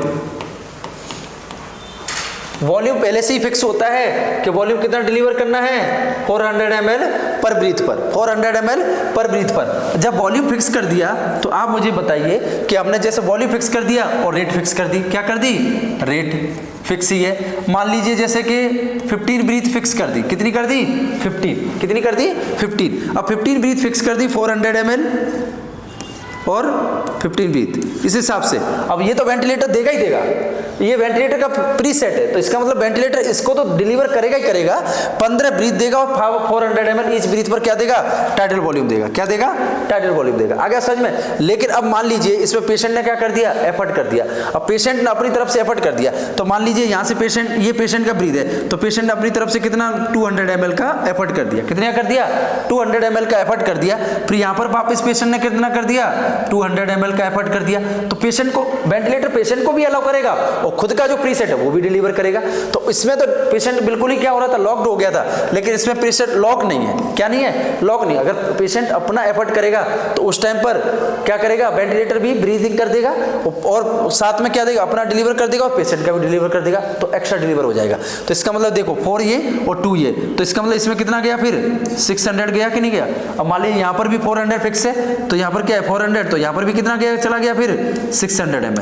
तो इसका मतलब टाइडल वॉल्यूम बढ़ा कि नहीं बढ़ा, तो टाइडल वॉल्यूम बढ़ेगा तो इसका मतलब पर्सन क्या हो जाएगा, यहाँ पर फिर हाइपर वेंटिलेशन हो जाएगा। क्या हो जाएगा, हाइपर वेंटिलेशन होगा कि नहीं होगा दोस्तों, होगा। अब हाइपर वेंटिलेशन होगा तो फिर रिस्क रहती है या ड्रॉबैक होगा किसका, असिस्ट कंट्रोल वेंटिलेशन का, that is the respiratory alkalosis. क्या हो जाएगा, रेस्पिरेटरी एल्कलोसिस। इसीलिए जब पेशेंट वेंटिलेटर पे होगा तो हर 2 to 4 आवर्स के अंदर हमें एबीजी सैंपल देना होता है। क्या देना होता है, एबीजी सैंपल देना होता है 2 आवरली। जब एबीजी सैंपल होंगे तो उसमें आ जाएगा पर्सन को क्या है, हाइपर वेंटिलेट या फिर हाइपोवेंटिलेट तो नहीं हो रहा। तो इसका मतलब समझिए असिस्ट कंट्रोल और सीएमबी में क्या डिफरेंस है। इसके अंदर किसी भी तरीके से ये कोई भी पेशेंट को एफर्ट नहीं होने देगा, इसका कोई एफर्ट नहीं है, इसका कोई एफर्ट नहीं है। लेकिन जब एसीबी के अंदर बात करेंगे तो वेंटिलेटर तो जो प्रीसेट है उसको दे ही रहा है, ऊपर से अगर पेशेंट ने अपनी तरफ से कोशिश की, अपनी तरफ से कुछ इंस्पायरेशन करने की या रेस्पिरेटरी एफर्ट किया तो अलाउ कर देगा, उसमें अपने को ऐड कर देगा। तो इसका मतलब 200 उसने लिया, 400 लिया, 600 हो गया। हो सकता है 400 वो ले ले, 400 ये ले ले, तो इसका मतलब क्या हो गया, 800 हो गया। तो इसका मतलब ज्यादा टाइडल वॉल्यूम चला जाता है तो पर्सन क्या हो जाता है, फिर हाइपर वेंटिलेट। तो ऐसा कौन सा मोड है जिसके अंदर रेस्पिरेटरी एल्कलोसिस होने के चांसेस रहते हैं, ये भी पूछा जा सकता है। तो ऐसा कौन सा है, एसीबी है। कौन सा है, एसीबी है। क्लियर हो गया है किसके बारे में, सीएमबी और एसीबी के बारे में। इसका मतलब देख लीजिए, नेक्स्ट अपन बात करेंगे एसआईएमबी की। किसकी बात करेंगे, एसआईएमबी की। जो एसआईएमबी में से जो भी क्वेश्चन होंगे वो सारे के सारे हम क्लियर करेंगे। क्या करेंगे, सारे के सारे क्लियर करेंगे, हर चीज क्लियर होगी आपकी। देखिए नेक्स्ट होगा एसआईएमबी। एसआईएमबी होता है सिंक्रोनाइज्ड इंटरमिटेंट मैंडेटरी वेंटिलेशन। अब देखिएगा ये मैंडेटरी वाला है, कौन सा है, मैंडेटरी है। अब सिंक्रोनाइज्ड है मतलब ऑटोमेटिक है, कहीं ना कहीं कैसा है ये, ऑटोमेटिक है। तो इसका मतलब देखिए synchronised intermittent mandatory ventilation mode, ventilation mode. आगे समझ में। अब देखिए सिंक्रोनाइज्ड के अंदर क्या होता है, जैसे पर्सन क्या करेगा, एफर्ट करेगा। क्या करेगा, एफर्ट। अब देखिए ये भी मोस्ट कॉमनली यूज होता है, ये भी कैसा है, मोस्ट कॉमनली। अगर असिस्टेंट कंट्रोल वेंटिलेशन के बाद में अगर कोई मोड यूज होता है तो वो एसआईएमबी होता है। कौन सा होता है, एसआईएमबी। तो कह सकते हैं second most common, this is the first most common, this is the first most common, this is the second most common. इसमें क्या होता है, जैसे मान लीजिए ये पर्सन ने क्या करना है, ब्रीथ करना है। अब देखिएगा यहाँ से वेंटिलेटर क्या कर रहा है, इसमें वेंटिलेशन दे रहा है। क्या दे रहा है, वेंटिलेशन। यहाँ पर भी क्या दे दिया, वेंटिलेशन दे दिया। यहाँ पर भी क्या दे दिया, वेंटिलेशन दे दिया, इस तरीके से। अब देखिए सिंक्रोनाइज इंटरमिटेंट। सिंक्रोनाइज इंटरमिटेंट का मतलब होता है कि यानी यहाँ पर क्या है, वेंटिलेटर है, यहाँ पर किसका वेंटिलेशन है, ये टाइडल वॉल्यूम है, ये वेंटिलेटर का। अब देखिएगा इसके बीच में ये भी किसका है, वेंटिलेटर का। किसका है ये, वेंटिलेटर का। इसके बीच में ये किसका आ गया, पेशेंट का आ गया। यानी कि जो टाइडल वॉल्यूम और रेट, टाइडल वॉल्यूम और रेट वेंटिलेटर ने डिलीवर करनी है वो तो वो करेगा ही, उसी की तरह, किसी की तरह, एसीबी की तरह। लेकिन एसीबी में क्या कर रहा था, यानी जैसे पेशेंट ने एफर्ट किया ऊपर से उसने भी क्या कर दिया, वेंटिलेट कर दिया। लेकिन इसमें ऐसा नहीं है, यानी कि बिटवीन वेंटिलेटर वेंटिलेशन है, पेशेंट अपना क्या कर सकता है, वेंटिलेशन कर सकता है। तो ये पेशेंट का वेंटिलेशन होगा, किसका होगा, पेशेंट का वेंटिलेशन होगा। आगे बात समझ में क्लियर हुई? थोड़ा सा डिफरेंस है, सेम ही है, थोड़ा सा डिफरेंस है। यानी असिस्ट के अंदर क्या कर रहा है, असिस्ट कर रहा है, यानी जैसे ही पेशेंट ने एफर्ट किया उसने अपना डिलीवर कर दिया, फिर एफर्ट किया फिर डिलीवर कर दिया। तो इसका मतलब पेशेंट के साथ में अपना एक्स्ट्रा वॉल्यूम डिलीवर कर रहा था, इसलिए इसमें रेस्पिरेटरी होने के चांसेस है।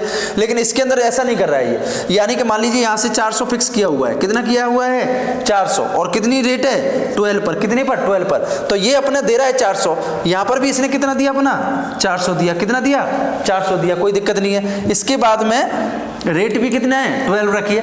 लेकिन इसके बीच में पेशेंट ने अपना एफर्ट किया, तो इन वेंटिलेशन के बीच में वेंटिलेटर अलाउ कर देता है कि आपने जितनी लेनी है। तो जैसे एफर्ट कर दिया इसने 100 ml का, कितने का कर दिया, 100 ml का। तो 100 ml इसमें वेंटिलेटर दे रहा था 100 में प्लस कर रहा था 4 को, लेकिन यहाँ पर नहीं होगा, यहाँ पर 400 गया है, यहाँ पर 100 गया है, यहाँ पर फिर 400 गया है। आगे समझ में? तो इसका मतलब है बीच में क्या करेगा, वेंटिलेटर अलाउ कर देगा कि आप भी पेशेंट को, कि आप भी अपना क्या कर सकते हैं, वेंटिलेशन करते हैं, उसके बाद वेंटिलेटर अपना वेंटिलेशन कर देगा। ये होता है SIMB। क्या होता है, SIMB। आगे बस समझ में देखो, SIMB के अंदर भी हाइपर वेंटिलेट होने के चांसेस रहते हैं। किसके रहते हैं, हाइपर वेंटिलेट होने के चांसेस रहते हैं। लेकिन इसके अंदर वेंटिलेटर होता है वो क्या होता है, अपने आप को रोक लेता है, अपने आप को क्या कर लेता है, रोक लेता है। जैसे वेंटिलेट किया, फिर पेशेंट ने लिया तो खुद रुक गया, फिर उसके बाद फिर से पेशेंट ने लिया तो फिर खुद रुक गया। आगे समझ में? इसके बाद में पेशेंट ने नहीं लिया तो इसका मतलब खुद से आ जाएगा। तो ऑटोमेटिक हुआ कि नहीं हुआ, कि पेशेंट ले रहा है तो खुद स्टॉप हो गया कि नहीं हो गया, और जब पेशेंट नहीं ले रहा है तो खुद से क्या हो गया, चालू हो गया। तो ये कौन सा है, SIMB है। कौन सा है, SIMB। आगे समझ में देखिएगा। इसके बाद में नेक्स्ट फोर्थ वन जो मोस्ट इंपोर्टेंट अपन बात करेंगे, that is the pressure support. किसकी बात करेंगे, प्रेशर सपोर्ट की। मोस्ट इंपोर्टेंट है, क्या है ये, मोस्ट इंपोर्टेंट है। देखिएगा, प्रेशर सपोर्ट का मतलब होता है, यानी कि ऐसे मान लीजिए जैसे कि आप जिम के अंदर गए और आपकी कैपेसिटी है 40 किलो उठाने की, मारने की डंबल। आपने सोचा नहीं आज तो मैंने बॉडी बिल्डर बनी जाना है, ठीक है ना, या फिर गलती से आपकी गर्लफ्रेंड पहुंच गई जिम में, तो फिर आप 50-40 थोड़ी उठाओगे, फिर तो 80 उठाओगे।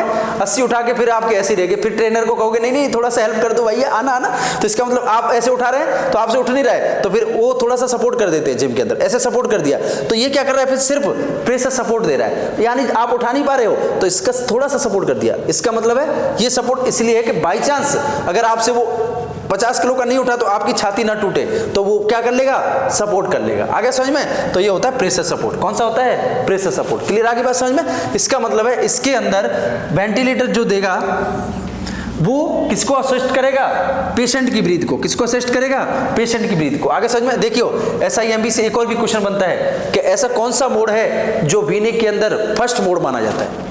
वेंटिलेटर के अंदर फर्स्ट मोड CMB को माना जाता है, लेकिन ऐसा कौन सा मोड है जिसको वीनिंग मोड कहा जाता है या वीनिंग का फर्स्ट मोड कहा जाता है, तो दैट इज दी SIMB। इसको वीनिंग मोड भी कहते हैं। जैसे उसको लॉक्ड मोड कह रहे थे ना, ऐसे ही SIMB also known as weaning mode. क्या बोलते हैं इसको, वीनिंग मोड बोलते हैं। इस चीज को याद रख लेना। देखिएगा, प्रेशर सपोर्ट में आ गए अपन, किस में आ गए, प्रेशर सपोर्ट में। प्रेशर सपोर्ट में क्या करना है आपने, कुछ नहीं करना है, जो वॉल्यूम पेशेंट ले रहा है उसी को प्रेशर के द्वारा क्या कर दिया, डिलीवर कर दिया, तो उसको बोलते हैं प्रेशर सपोर्ट। आगे समझे? प्रेशर सपोर्ट में क्या रिस्क रहती है, ये आपने इंपोर्टेंट चीजों को समझना है। इसके अंदर ये रिस्क रहती है कि पर्सन क्या हो जाएगा, रेस्पिरेटरी एसिडोसिस में चला जाएगा। किस में चला जाएगा, रेस्पिरेटरी एसिडोसिस में। किस में क्यों जाएगा, क्योंकि देखो मेनली तो प्रेशर सपोर्ट को मोस्ट कॉमनली यूज किया जाता है ARDS के अंदर। किसके अंदर यूज किया जाता है, ARDS के अंदर। ये भी चीज को समझ लेना कि प्रेशर सपोर्ट को मोस्ट कॉमनली यूज होगा किसके अंदर, ARDS के अंदर। किसके अंदर होगा, ARDS के अंदर। और ARDS के अंदर होगा तो इसके अंदर चांसेस होते हैं रेस्पिरेटरी एसिडोसिस होने के। कैसे होते हैं रेस्पिरेटरी एसिडोसिस होने के प्रेशर सपोर्ट के अंदर, ऐसे होते हैं, देख लीजिए। मान लीजिए पर्सन का क्या हुआ, पर्सन ने इंस्पायरेशन किया, इंस्पायरेशन करने के बाद में अब उसने क्या करना होगा, मान लीजिए एक्सपायरेशन करना होगा, लेकिन वहीं से क्या होगा, यहाँ से प्रेशर लग गया तो वो एक्सपायरेशन नहीं कर पाएगा, क्या कर पाएगा, इंस्पायरेशन। तो इसका मतलब है रिमूवल डिक्रीज हो जाता है किसका, CO2 का। CO2 बॉडी से बाहर नहीं आ पाती है। इसीलिए हमेशा याद रखना कि जो पेशेंट प्रेशर सपोर्ट मोड पर होता है, किस पर होता है, प्रेशर सपोर्ट मोड पर होता है, उसके अंदर जो एक्सपायरेटरी टाइडल वॉल्यूम होता है उसको चेक किया जाता है। ये क्वेश्चन आता है, यानी पेशेंट का क्या हो गया, ब्रोंकोस्पाज्म हो गया, या पर्सन का क्या हो गया, कर नहीं पा रहा है। ARDS के अंदर क्या होता है, एक्यूट रेस्पिरेटरी डिस्ट्रेस, यानी कि सर्फेक्टेंट होते हैं वो क्या हो जाते हैं, डिक्रीज हो जाते हैं। तो इसका मतलब है पर्सन क्या नहीं कर पाता है, लंग्स को एक्सपांड नहीं कर पाता है। जब एक्सपांड नहीं कर पाता है तो उसको लगता है ये प्रेशर ले नहीं पा रहा है, और उसको नहीं पता कि इसके लंग्स काम नहीं कर रहा है, ले नहीं पा रहा है तो प्रेशर देता रहेगा, बाहर से प्रेशर देता रहेगा। इसका मतलब वेंटिलेट कराता रहेगा, लेकिन CO2 को बाहर नहीं आने देगा। जब CO2 बाहर नहीं आएगा तो CO2 रिटेन होने लगेगी, जब रिटेन होने लगेगी तो फिर इसका मतलब क्या होगा, CO2 का लेवल बाहर आने से तो कम हो जाएगा, और ब्लड के अंदर CO2 का लेवल क्या हो जाएगा, इंक्रीज हो जाएगा। जब इंक्रीज हो जाएगा तो पर्सन को क्या हो जाएगा, फिर रेस्पिरेटरी एसिडोसिस हो जाएगा। तो इसीलिए हमेशा चेक करना है, यही क्वेश्चन पूछा जाता है, प्रेशर सपोर्ट के अंदर कौन से टाइडल वॉल्यूम को चेक किया जाता है, एक्सपायरेटरी टाइडल वॉल्यूम या इंस्पायरेटरी टाइडल वॉल्यूम। तो हमेशा चेक किया जाता है किसको, एक्सपायरेटरी टाइडल वॉल्यूम को, जिससे क्या कंट्रोल किया जा सके, CO2 के लेवल को कंट्रोल किया जा सके। आगे बात समझ में। तो ये मोस्ट इंपोर्टेंट होता है प्रेशर सपोर्ट के बारे में कि ARDS है, उसमें मोस्ट कॉमनली यूज होता है एक्सपायरेटरी जो टाइडल वॉल्यूम है उसको हमेशा चेक करते हैं। क्यों कर चेक करते हैं, क्योंकि इसके अंदर एक कॉम्प्लिकेशन होने के चांसेस रहते हैं, रेस्पिरेटरी एसिडोसिस। क्या हो सकता है, रेस्पिरेटरी एसिडोसिस। इसके अंदर क्या हो रहा था, रेस्पिरेटरी एल्क्रोसिस, हाइपर वेंटिलेट हो रहा था, लेकिन यहाँ पर पर्सन क्या होगा, CO2 को बाहर रिटेन आने नहीं देगा, रिटेन करके रखेगा, इसलिए इसमें रेस्पिरेटरी एसिडोसिस होने के चांसेस हो जाते हैं। आगे समझ में, वेरी गुड। देखिएगा इसके बाद नेक्स्ट वेंटिलेटर मोड की बात करेंगे, किसकी बात करेंगे, नेक्स्ट मोड की।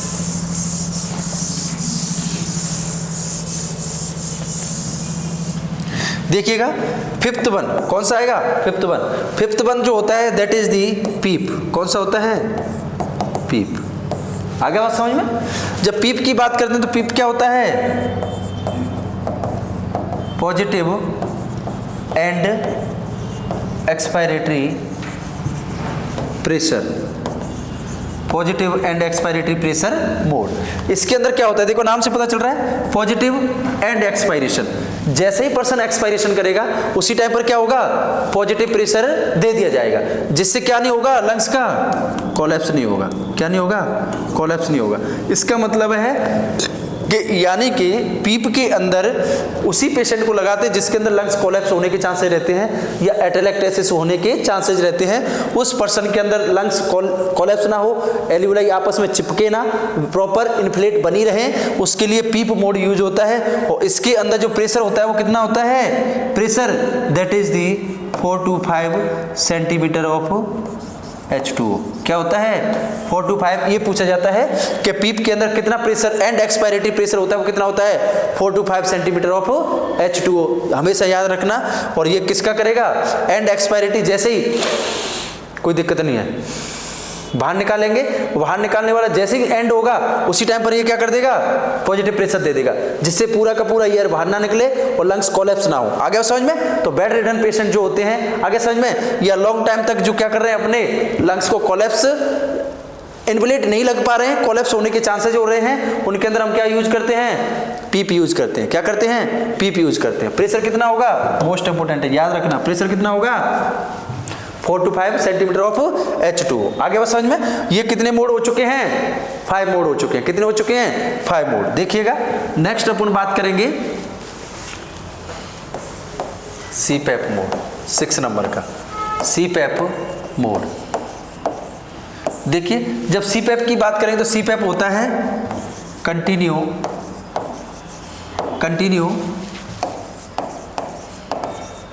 Positive airway pressure, continue positive airway pressure. देखो उसमें कब दे रहा था, एंड में। कब दे रहा था, एंड में, पीप में। लेकिन इसमें एंड वेंड कुछ नहीं है, ये तो लगातार ही गुब्बारे में जैसे हवा भरते हैं ना, ऐसे लगातार ही हवा भरता रहेगा। उसको बोलेंगे अपन CPAP मोड। कौन सा बोलेंगे, CPAP मोड। आगे समझ में। और जो CPAP मोड यूज होता है वो होगा किसके अंदर, ये होगा मेनली यानी कि रेस्ट्रिक्टिव डिसीज कंडीशन में। किसमें होगा? रेस्ट्रिक्टिव डिसीज कंडीशन में। और रेस्ट्रिक्टिव डिसीज कंडीशन का मतलब होता है, रेस्ट्रिक्टिव डिसीज कंडीशन का मतलब होता है यानी कि किसके अंदर? निमोनिया के अंदर। किसके अंदर? निमोनिया के अंदर। या फिर किसमें होगा? रेस्ट्रिक्टिव डिसीज कंडीशन का मतलब है किसमें होगा ये? यानी कि स्लीप एपनिया में। किसमें होगा? Sleep apnoea. आगे समझ में? और स्लीप एपनिया होगा तो इसका मतलब क्या होगा? यानी पर्सन के अंदर जब चांसेज रहते हैं कि एपनिया में चला जाता है। और कौन सा स्लीप एपनिया होगा? ऑब्स्ट्रक्टेड। कौन सा होगा? ऑब्स्ट्रक्टेड स्लीप एपनिया के अंदर मोस्ट कॉमनली मोड यूज होता है, that is the CPAP mode. कौन सा होता है? CPAP mode. और इसके अंदर कंटिन्यूअसली गुब्बारे की तरह क्या करता रहता है? एक पंखा जैसे हवा देता है, ऐसे हवा देता रहता है लगातार। और क्या रखता है? इन्फ्लेट रखता है एल्विलाई को। तो ऑब्स्ट्रक्टिव स्लीप एपनिया होता है, उसके अंदर प्रेशर देना होता है लगातार। तो लगातार प्रेशर देने के लिए यूज होगा सीपैप मोड। कौन सा होगा? CPAP mode. और सीपैप मोड के अंदर जो प्रेशर होगा वो कितना होगा? 5 to 20 centimetre of H2O। 5 to 20 centimetre of H2O। इस चीज को याद रखना, ये होता है सीपैप मोड। इसके बाद मोस्ट इंपोर्टेंट मोड आता है, दैट इज दी बाईपैप। कौन सा आता है? बाईपैप। और बाईपैप का मतलब क्या होता है? By level positive airway pressure. कौन सा होगा? By level positive airway pressure. By level positive airway pressure. By level का मतलब होता है यानी दो प्रेशर होंगे। बाई लेवल का मतलब क्या हो गया? दो लेवल होंगे प्रेशर के। आगे समझ में? यानी कि इंस्पायरेशन के टाइम पर कुछ और होगा और एक्सपायरेशन के टाइम पर कुछ और होगा। आगे बस समझ में? तो देखिएगा, यानी कि इंस्पायरेशन के टाइम पर कुछ और होगा, एक्सपायरेशन के टाइम पर कुछ और होगा, तो इसको बोलेंगे बाई लेवल। अब जैसे पर्सन ने क्या करना है? इंस्पायरेशन करना है, तो प्रेशर कैसा हो जाएगा? डिक्रीज। आगे समझ में? जब एक्सपायरेशन होगा तब प्रेशर क्या हो जाएगा? इंक्रीज। तब प्रेशर क्या हो जाएगा? इंक्रीज हो जाएगा। आगे बस समझ में? तो इसको अपन क्या बोलेंगे? By level positive pressure. Most commonly used in central sleep apnoea में। इसको मोस्ट कॉमनली किस में यूज करते हैं? Central sleep apnoea. Central sleep apnoea का मतलब होता है कि नर्वस सिस्टम हमारा कंट्रोल खो चुका है, इसकी वजह से हमारा रेस्पिरेशन नहीं हो रहा है। तो उस कंडीशन में जो यूज मोड होगा वो कौन सा होगा? बाईपैप होगा। कौन सा होगा? बाईपैप। तो इंस्पायरेशन के टाइम पर फिर क्या करेंगे? इंक्रीज कर देगा। एक्सपायरेशन के टाइम पर क्या कर देगा? डिक्रीज कर देगा। ये उल्टा देखिए, यानी इंस्पायरेशन के टाइम पर क्या हो जाएगा? इंक्रीज हो जाएगा। और एक्सपायरेशन के टाइम पर प्रेशर क्या हो जाएगा? डिक्रीज हो जाएगा। ये होता है इंस्पायरेशन एंड एक्सपायरेशन। यानी इंस्पायरेशन जब देना है तो प्रेशर बढ़ा दिया, जब एक्सपायरेशन होना है तो इसका मतलब प्रेशर का कोई मतलब नहीं है, तो प्रेशर क्या हो गया? डिक्रीज हो गया। तो ये किस में होता है? सेंट्रल स्लीप एपनिया में होता है। कब होता है? एपनिया में। क्लियर बात समझ में? और इसके अंदर जो प्रेशर होगा, याद रखना, इसके अंदर जो प्रेशर होगा वो उससे भी ज्यादा होगा इंस्पायरेशन के टाइम पर, क्योंकि प्रेशर कब हो रहा है? मेनली इंस्पायरेशन के टाइम पर हो रहा है। तो ये होगा 5 से 25। कितना होगा? 5 से 25 सेंटीमीटर ऑफ H2O। यानी कि पहले पीप के अंदर 4 से 5 हो गया, इसके बाद में सीपैप के अंदर कितना हो गया? 5 से 20 हो गया। और किसके अंदर? बाईपैप के अंदर हो गया 5 से 25। तो सबसे ज्यादा प्रेशर होता है वो किसमें होता है? बाईपैप में होता है। बाईपैप मोस्ट कॉमनली किसमें होता है? सेंट्रल स्लीप एपनिया में। ये क्वेश्चन पूछा गया था, पार्किंसंस डिसीज के अंदर कौन सा मोड यूज किया जाता है? Parkinson disease. अब पार्किंसन डिसीज किसका है? बेसल गैंग्लिया का। किसका है? बेसल गैंग्लिया का। समझ गया ना? सेंट्रल। अरे लालियो थोड़ा सा घुमा दिया उसने, घुमा दिया तो सारे के सारे घूम गए, चक्कर आ गए। चक्कर क्या क्यों आगे भाई साहब? बोल तो रहे सेंट्रल स्लीप एपनिया। तो सेंट्रल स्लीप एपनिया तो पार्किंसन किसका है? ब्रेन का। तो इसका मतलब आप समझ जाओ कि पार्किंसन डिसीज के अंदर यूज होगा बाई लेवल। कौन सा होगा? By level. ऐसे क्वेश्चन पूछे जा सकते हैं, कंफ्यूज ना होना मेरे दोस्तों। इसके बाद मोस्ट इंपोर्टेंट, हाँ, सीओपीडी के अंदर। किसके अंदर? सीओपीडी के अंदर। सीओपीडी के अंदर मोस्ट कॉमनली यूज होगा, दैट इज दी बाईपैप। कौन सा होगा? बाईपैप मोड होगा। आगे समझ में? क्योंकि सीओपीडी में क्या होगा? ऑब्स्ट्रक्शन। तो ऑब्स्ट्रक्शन होगा तो इंस्पायरेशन के टाइम पर ज्यादा देना है और एक्सपायरेशन करवाना है। उस पर्सन के अंदर एक्सपायरेशन क्या है? पर्सन के अंदर मोस्ट कॉमनली करवाना है। तो इसका मतलब प्रेशर क्या हो जाएगा? डिक्रीज। तो सीओपीडी का मोस्ट कॉमन मोड हो गया, ठीक है। पार्किंसंस या सेंट्रल स्लीप एपनिया का मोस्ट कॉमन मोड हो गया। और किसका? रेस्ट्रिक्टिव डिसीज या फिर कौन सा? Restrictive disease. सीओपीडी मतलब ऑब्स्ट्रक्टिव और ये कौन सी हो गई? रेस्ट्रिक्टिव। तो इसका मतलब देख लीजिए, जो रेस्ट्रिक्टिव डिसीज कंडीशन होगी या फिर क्या होगा? Obstructed apnoea. कौन सा होगा? ऑब्स्ट्रक्टेड एपनिया होगा, तब भी कौन सा होगा? CPAP मोड होगा। कौन सा होगा? CPAP मोड होगा। और इसके बाद में most important and last mode होगा, that is the spontaneous mode. कौन सा होगा? Spontaneous mode. कौन सा होगा? स्पॉन्टेनियस होगा। ला लियो, स्पॉन्टेनियस मोड। स्पॉन्टेनियस मोड होता है यानी लास्ट मोड होता है। कौन सा होता है ये? लास्ट। ये याद रख लेना, सबसे लास्ट होता है वो कौन सा होता है? स्पॉन्टेनियस होता है। वीनिंग मोड किसे कहा जाता है? SIMB को। किसको कहा जाता है? SIMB को। आपसे पूछ लिया लॉक्ड मोड किसे कहा जाता है? CMB को। किसको कहा जाता है? CMB को। Most common mode ACV। Most common cycle volume cycle. कौन सा है? Volume cycle.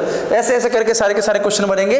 टाइडल वॉल्यूम को बॉडी वेट से, क्लियर है। रेट को डिसीज कंडीशन से, ऑब्स्ट्रक्टिव है, रेस्ट्रिक्टिव है, क्लियर है। ये सारी चीजें याद रखनी है। अब देखिए स्पॉन्टेनियस मोड होता है लास्ट मोड, यानी यहाँ के बाद में हमें पेशेंट को क्या करना होता है? टर्मिनेट करना होता है। क्या करना होता है? टर्मिनेट करना होता है। किससे? वेंटिलेटर से। किससे? वेंटिलेटर से। हटा देना, दैट इज दी स्पॉन्टेनियस। अब देखिए स्पॉन्टेनियस में क्या होता है? कुछ नहीं होता है। स्पॉन्टेनियस में कुछ भी नहीं होता है, यानी वेंटिलेटर कोई काम नहीं करता है। सारा का सारा एफर्ट किसका होता है? ऑल एफर्ट पेशेंट का होगा। किसका होगा? ऑल एफर्ट पेशेंट का होगा, इसलिए इसका नाम स्पॉन्टेनियस रखा है। स्पॉन्टेनियस होगा। अब इसमें पेशेंट क्या कर रहा है? टोटली एफर्ट कर रहा है, लेकिन बाई चांस अभी आया ही तो आया है नया, अभी भाई नीचे लेके आ रहे हैं। अगर बाई चांस मान लीजिए पेशेंट जैसे कि मान लीजिए उसका कितना ब्रीथ है? 16 ब्रीथ है। 16 में से मान लीजिए 12 to 14 ब्रीथ कौन लेगा? पेशेंट ही लेगा। लेकिन अगर बाई चांस 2 ब्रीथ में उसमें प्रॉब्लम होगी पेशेंट को, तो इसका मतलब स्पॉन्टेनियसली वेंटिलेटर क्या कर देगा? उसको ब्रीथ कर देगा। बस इतना सा काम करेगा, बाकी सपोर्ट कुछ नहीं करेगा, तो इसको बोलते हैं स्पॉन्टेनियस मोड। आगे बस समझ में हो गई बात? क्लियर? अरे वाह, बड़ी जल्दी हो गई। अब देखिएगा, यानी हमने सारे के सारे मोड पढ़ लिए। क्लियर? सबसे पहले कौन सा पढ़ा? CMB। फिर कौन सा पढ़ा? ACB। फिर कौन सा पढ़ा? SIMB। इस कौन सा पढ़ा? Pressure support. फिर कौन सा पढ़ा? पीप। कौन सा पढ़ा? पीप। इसके बाद कौन सा पढ़ा? CPAP। इसके बाद कौन सा पढ़ा? BiPAP। इसके बाद कौन सा पढ़ा? S स्पॉन्टेनियस मोड या स्पॉन्टेनियस मोड। ये सारे मोड पढ़े हैं कि नहीं पढ़े हैं? अब देख लीजिए, इसमें से कोई भी या जी जो मोस्ट कॉमनली यूज होता है पीप और CPAP और BiPAP, ये कैसे होते हैं? Non invasive. कैसे होते हैं ये? नॉन इनवेसिव होते हैं। कैसे होते हैं? Non invasive. आगे समझ में? और ये सारे के सारे मोड किस में सेट किए जाते हैं? मैकेनिकल वेंटिलेटर में। किस में यूज किए जाते हैं? मैकेनिकल वेंटिलेटर में। आगे समझ में? मैकेनिकल वेंटिलेटर के अंदर ये सारे के सारे मोड यूज होते हैं। किस मोड को किस नाम से जाना जाता है? किस मोड के अंदर रेस्पिरेटरी एसिडोसिस, किस मोड के अंदर रेस्पिरेटरी एल्कलोसिस, किस मोड के अंदर डिपेंडेंसी, किस मोड के अंदर लॉक्ड, किस मोड मोस्ट कॉमन है, कौन से मोड के अंदर प्रेशर है, कितना रखेंगे, कौन सी डिसीज कंडीशन में कौन सा, पार्किंसन में कौन सा, सेंट्रल में एपनिया में कौन सा, ऑब्स्ट्रक्टिव एपनिया में कौन सा, COPD में कौन सा।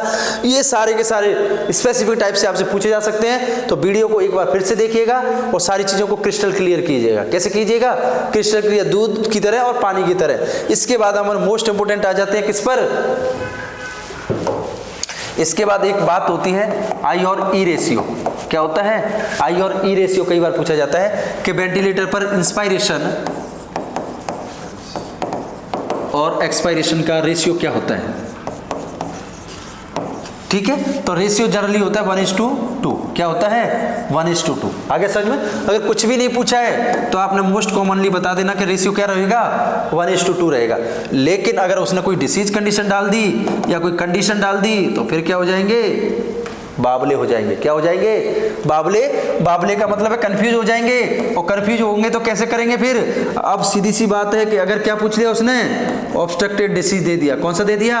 ऑब्स्ट्रक्टेड डिसीज दे दिया, जैसे COPD वगैरह, या फिर क्या दे दिया? रेस्ट्रिक्टिव डिसीज दे दिया। कौन सा दे दिया? रेस्ट्रिक्टिव, ARDS, निमोनिया वगैरह कुछ दे दिया। तो फिर आपने क्या करना होगा? सेलेक्ट करना होगा। क्या करना होगा? सेलेक्ट करना होगा। तो फिर कैसे सेलेक्ट करेंगे?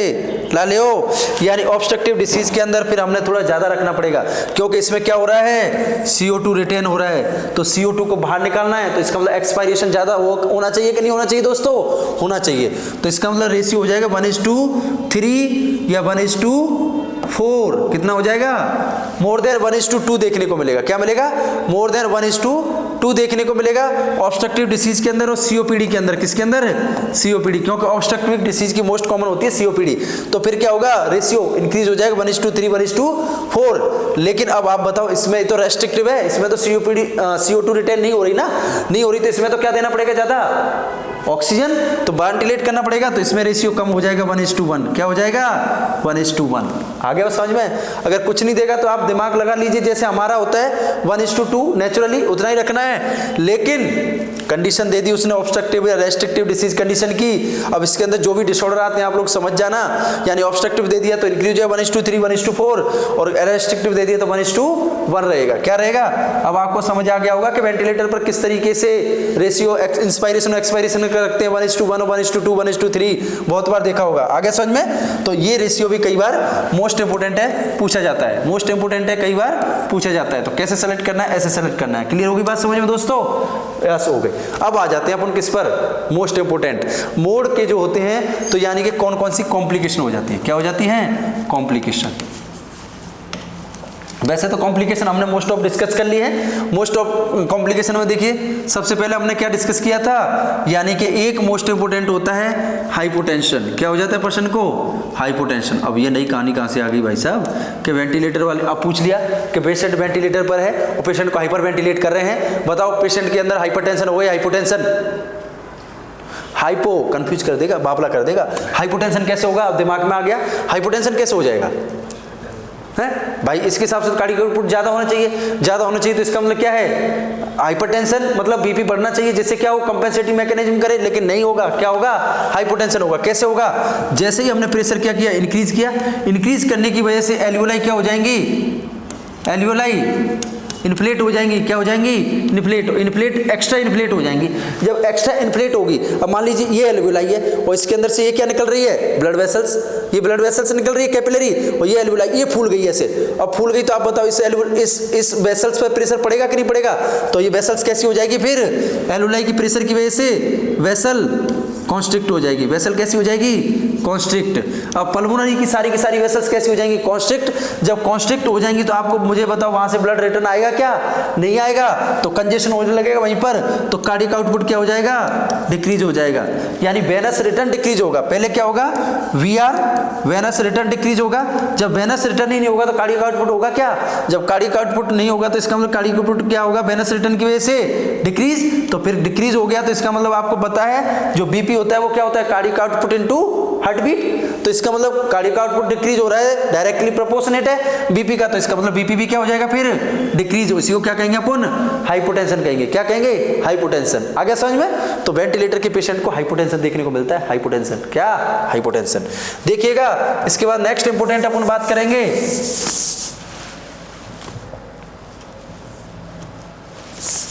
नेक्स्ट इंपोर्टेंट अपन बात करेंगे कॉम्प्लिकेशन में,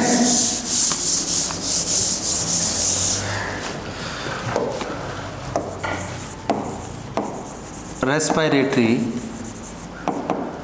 एसिडोसिस हो जाएगा। क्या हो जाएगा, रेस्पिरेटरी एसिडोसिस। और रेस्पिरेटरी एसिडोसिस किसमें होगा, जिसमें हाई प्रेशर दिया जाएगा। क्या दिया जाएगा, हाई प्रेशर दिया जाएगा। अब देख हमने बताया था किसमें होता है ये हाई प्रेशर,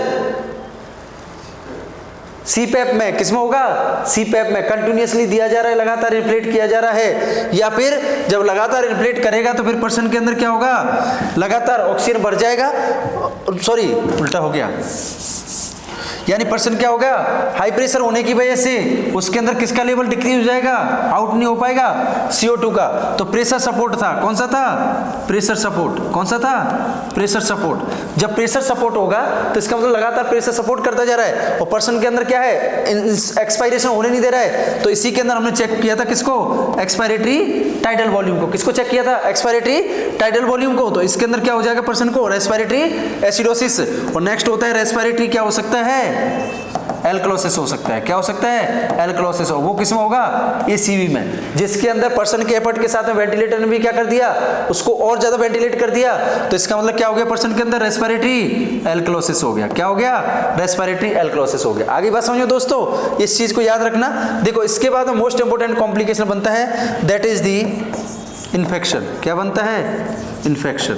अब इन्फेक्शन आपको पता ही है, मोस्ट कॉमन इन्फेक्शन है वेंटिलेटर पर जो होता है दैट इज दी वेप। क्या होता है? वेप। क्या बोलते हैं? Ventilator associated pneumonia. क्यों होता है ये? क्योंकि ईटी ट्यूब लॉन्ग टाइम तक पड़ी रहती है, प्रॉपर सक्शनिंग नहीं होती है, इसकी वजह से वहां पर क्या होता है, कप के ऊपर कलेक्शन होता रहता है, जैसे कप को बाहर किया अंदर बैक्टीरिया ग्रो कर जाते हैं और क्या हो जाता है, रेस्पिरेटरी इन्फेक्शन हो जाता है, इसको बोलते हैं वेंटिलेटर एसोसिएटेड निमोनिया। क्या बोलते हैं? Ventilator associated pneumonia. आगे समझ में। इसके बाद नेक्स्ट इंपोर्टेंट होगा complication that is the GI ulcer. क्या हो जाते हैं पर्सन को? जीआई अल्सर हो जाते हैं। अब जो काम कर रहे होंगे आईसीयू में या वेंटिलेटर सेटिंग में उनको पता होगा कि जो वेंटिलेटर पे होता है पेशेंट, उसके अंदर मोस्ट कॉमनली अल्सर की टैबलेट्स चलती रहती है, मोस्ट कॉमनली म्यूकेन जेल वगैरह उसको देते रहते हैं। क्यों देते रहते हैं? क्योंकि उसके अंदर जीआई अल्सर होते हैं। क्यों होते हैं जीआई अल्सर? क्योंकि मैंने अभी बताया क्या हो जाता है पर्सन को, रेस्पिरेटरी एसिडोसिस हो जाता है। क्या हो जाता है? Respiratory acidosis. और ये आपको अच्छे से पता है, नहीं पता है तो आप पता कर लीजिए कि रेस्पिरेटरी एसिडोसिस होगा तो वो लॉन्ग टाइम तक रहेगा तो मेटाबॉलिक एसिडोसिस में कन्वर्ट हो जाएगा। आगे समझ में। और अगर मेटाबॉलिक कंडीशन है तो वो रेस्पिरेटरी में कन्वर्ट हो जाएगी, क्योंकि कंपेंसेट थोड़ी देर के लिए करता है, उसके बाद में अगर लॉन्ग टर्म तक कंडीशनें बनी रहेंगी तो फिर वो ये रेस्पिरेटरी एसिडोसिस किस में हो जाएगा? मेटाबॉलिक एसिडोसिस में कन्वर्ट हो जाएगा। जब मेटाबॉलिक एसिडोसिस में कन्वर्ट होगा तो इसका मतलब है एसिड का सीक्रेशन होगा किसके अंदर? जीआई के अंदर। और फिर जीआई कैसी हो जाएगी?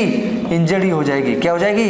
इंजरी हो जाएगी। और इसी को बोलेंगे अपन जीआई अल्सर। क्या बोलेंगे? GI ulcer. देखिएगा इसके बाद एक और देखने को मिलता है मसल डिस्ट्रोफी। क्या हो जाती है? मसल डिस्ट्रोफी हो जाती है। आगे समझ में। यानी लॉन्ग रिडन पेशेंट होंगे जिन्होंने सेटिंग में काम किया होगा, उन्होंने देखा होगा कि पर्सन के अंदर मसल्स क्या हो जाती है? एट्रोफीड हो जाती है। क्यों हो जाती है? क्योंकि देखिएगा पर्सन के अंदर क्या होगा? मेटाबॉलिक एसिडोसिस होगा।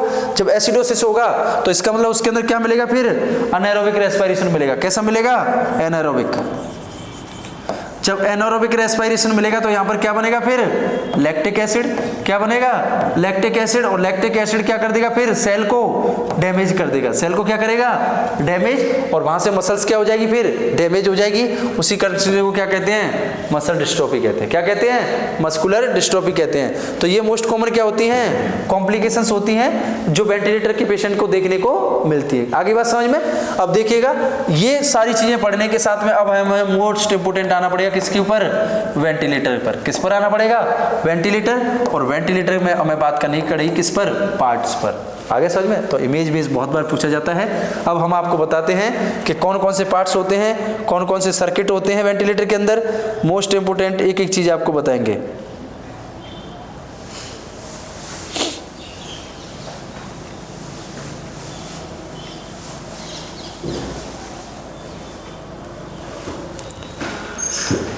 देख लीजिए। एरर आ गया यार दोस्तों, कोई बात नहीं, हम सतत प्रयास हैं। देख लीजिए क्या हुआ? कंफ्यूजन? कोई कंफ्यूजन नहीं है। देख लीजिए तो फिर खत्म करते हैं अभी थोड़ी देर में। यानी क्या होगा? वेंटिलेटर। ये क्या है? वेंटिलेटर।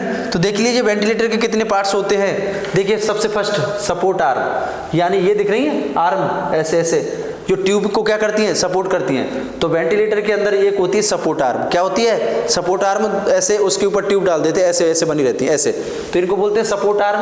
क्या बोलते हैं? Support arm. नेक्स्ट देखिए इंस्पायरेटरी पोर्ट विद फिल्टर, यानी कि इसके अंदर ये देख ली, एक फिल्टर ये रहा, एक फिल्टर ये रहा, तो इसका मतलब दो होते हैं, यानी एक आने वाला और एक जाने वाला। तो इसका मतलब है इंस्पायरेटरी पोर्ट विद फिल्टर।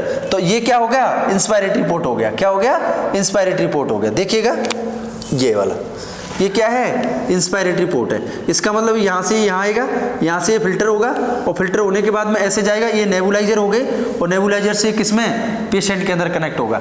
ये मान लीजिए लंग्स, मान लीजिए क्या मान लीजिए? ये लंग्स है। क्या है? ये लंग्स होगा। तो यहाँ से ये जाएगा और किसमें चला जाएगा? लंग्स के अंदर चला। फिल्टर होता है इसके अंदर। कौन सा फिल्टर होता है इसके अंदर?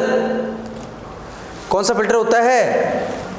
HEPA filter. कौन सा होता है? HEPA filter. आगे समझ में। HEPA filter. हेपा फिल्टर का मतलब क्या होता है? ये भी कई बार पूछा जाता है। क्या होता है HEPA filter? High efficiency particulate assistance, इसका मतलब है माइक्रो ऑर्गेनिज्म वगैरह को जो फिल्टर करने का काम करता है वो होता है। यानी इंस्पायर्ड एयर के अंदर अगर माइक्रो ऑर्गेनिज्म वगैरह जाएंगे तो उनको क्या करना है, इसने फिल्टर करना है, तो इसको बोलते हैं हाई एफिशिएंसी पार्टिकुलेट असिस्टेंस। तो HEPA का कई बार पूछा जा सकता है high efficiency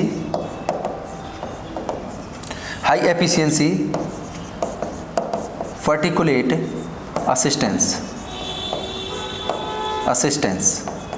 high efficiency particulate assistance लगा होता है किसके अंदर, इंस्पायरेटरी पोर्ट के अंदर। और ये नेबुलाइजर होते हैं, क्या होते हैं, नेबुलाइजर, जो वेंटिलेटर ट्यूबिंग के साथ में अटैच रहते हैं। देखिए नेक्स्ट होगा एक्टिव ह्यूमिडिफायर, यानी एक एक्टिव ह्यूमिडिफायर कनेक्ट रहता है। देखिएगा ये रहा ह्यूमिडिफायर, ये क्या है, ह्यूमिडिफायर सॉरी ये वाला, ये रही, ये पूरा दिख रहा है आपको, यानी यहाँ से यहाँ आ रहा है, यहाँ से ह्यूमिडिफाई कर रहा है, उसमें वाटर टैपिंग कर रहा है, और ये ह्यूमिडिफायर फिर क्या, ह्यूमिडिफाई एयर पेशेंट के अंदर जा रही है। ह्यूमिडिफाई एयर कहाँ जा रही है, पेशेंट के अंदर जा रही है। तो ये क्या हो गया, फिर ह्यूमिडिफायर हो गया, क्या हो गया, ह्यूमिडिफायर हो गया। क्लियर है दोस्तों। तो यानी कि HEPA फिल्टर हो गया, इसके बाद में ये क्या है, ह्यूमिडिफायर है। इसके बाद में नेक्स्ट देखिए बाईपीस है, क्या है, बाईपीस। तो ये जो होता है इसको बाईपीस बोलते हैं, क्या बोलते हैं, बाईपीस। देखो और दिखा देते हैं आपको,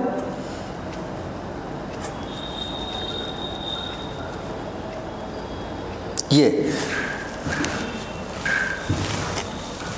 दिस इज दी बाईपीस, ये क्या है, बाईपीस है। तो पूछा जा सकता है वेंटिलेटर के अंदर अगर इमेज बेस आ गया तो आप समझ जाइए क्या है, बाईपीस बोलते हैं इनको, क्या बोलते हैं, बाईपीस। क्लियर है। इस तरीके का हो सकता है, इस तरीके का हो सकता है, आपने देखे होंगे इस तरीके से कनेक्ट होते हैं। आगे समझ में, इनसे O2 फ्लो सेंसर भी यहाँ पर कनेक्ट हो जाता है। तो ये क्या है, फिर बाईपीस है, क्या है, बाईपीस है। देखिए बाकी अपन वेंटिलेटर पर ही चलते हैं।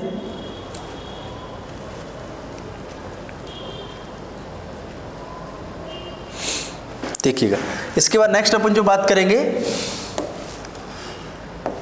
बाईपीस के बाद में expiratory line with water trap, expiratory line with water tap. अब देखिएगा यानी कि ये 6 नंबर की दिख रही है, तो ये क्या है, फिर एक एक्सपायरेटरी पोर्ट है, ये एक्सपायरेटरी पोर्ट है, यानी ये इंस्पायरेशन में हेल्प करेगा, ये एक्सपायरेशन में यानी CO2 को वेंटिलेटर के अंदर लेके जाएगा। अब जब वेंटिलेटर के अंदर जाएगा तो हो सकता है पेशेंट भी तो क्या हो, इन्फेक्टेड हो, तो वेंटिलेटर को इन्फेक्शन से बचाना है, किससे बचाना है, इन्फेक्शन से। तो यहाँ पर भी क्या लगाते हैं, एक फिल्टर लगाते हैं, उसको बोलते हैं HME फिल्टर। क्या बोलते हैं, HME फिल्टर। आगे समझ में। या फिर एक और HEPA फिल्टर लगा देते हैं जो क्या कर लेता है, फिल्ट्रेट कर देता है। HME का मतलब होता है heat moisture exchange, heat moisture exchange. H मतलब हीट, M मतलब मॉइस्चर, E मतलब exchange. Heat moisture exchange HME filter भी इसके साथ में क्या होता है, अटैच होता है। आगे समझ में। तो ह्यूमिडिफायर होगा, HME होगा, HEPA फिल्टर होगा। इसके बाद वो नेक्स्ट देख लीजिए क्या होगा, एक्सपायरेटरी पोर्ट। तो ये एक्सपायरेटरी ट्यूब है और ये एक्सपायरेटरी पोर्ट है जो वेंटिलेटर के अंदर है। इसके बाद नेक्स्ट होगा फ्लेक्सिबल कनेक्टर। अब देखिएगा ये इसको फ्लेक्सिबल कनेक्टर कहते हैं, ये दिख रहा है आपको, फ्लेक्सिबल कनेक्टर। और flexible connector also known as mouth can. क्या बोलते हैं इसको, माउथ कैन। आगे समझ में। तो ये भी क्या होता है, इसमें हेल्प करता है, फ्लेक्सिबल होता है, यानी जैसे पेशेंट के साथ एडजस्ट होना होता है तो ट्यूब को खींचना नहीं है।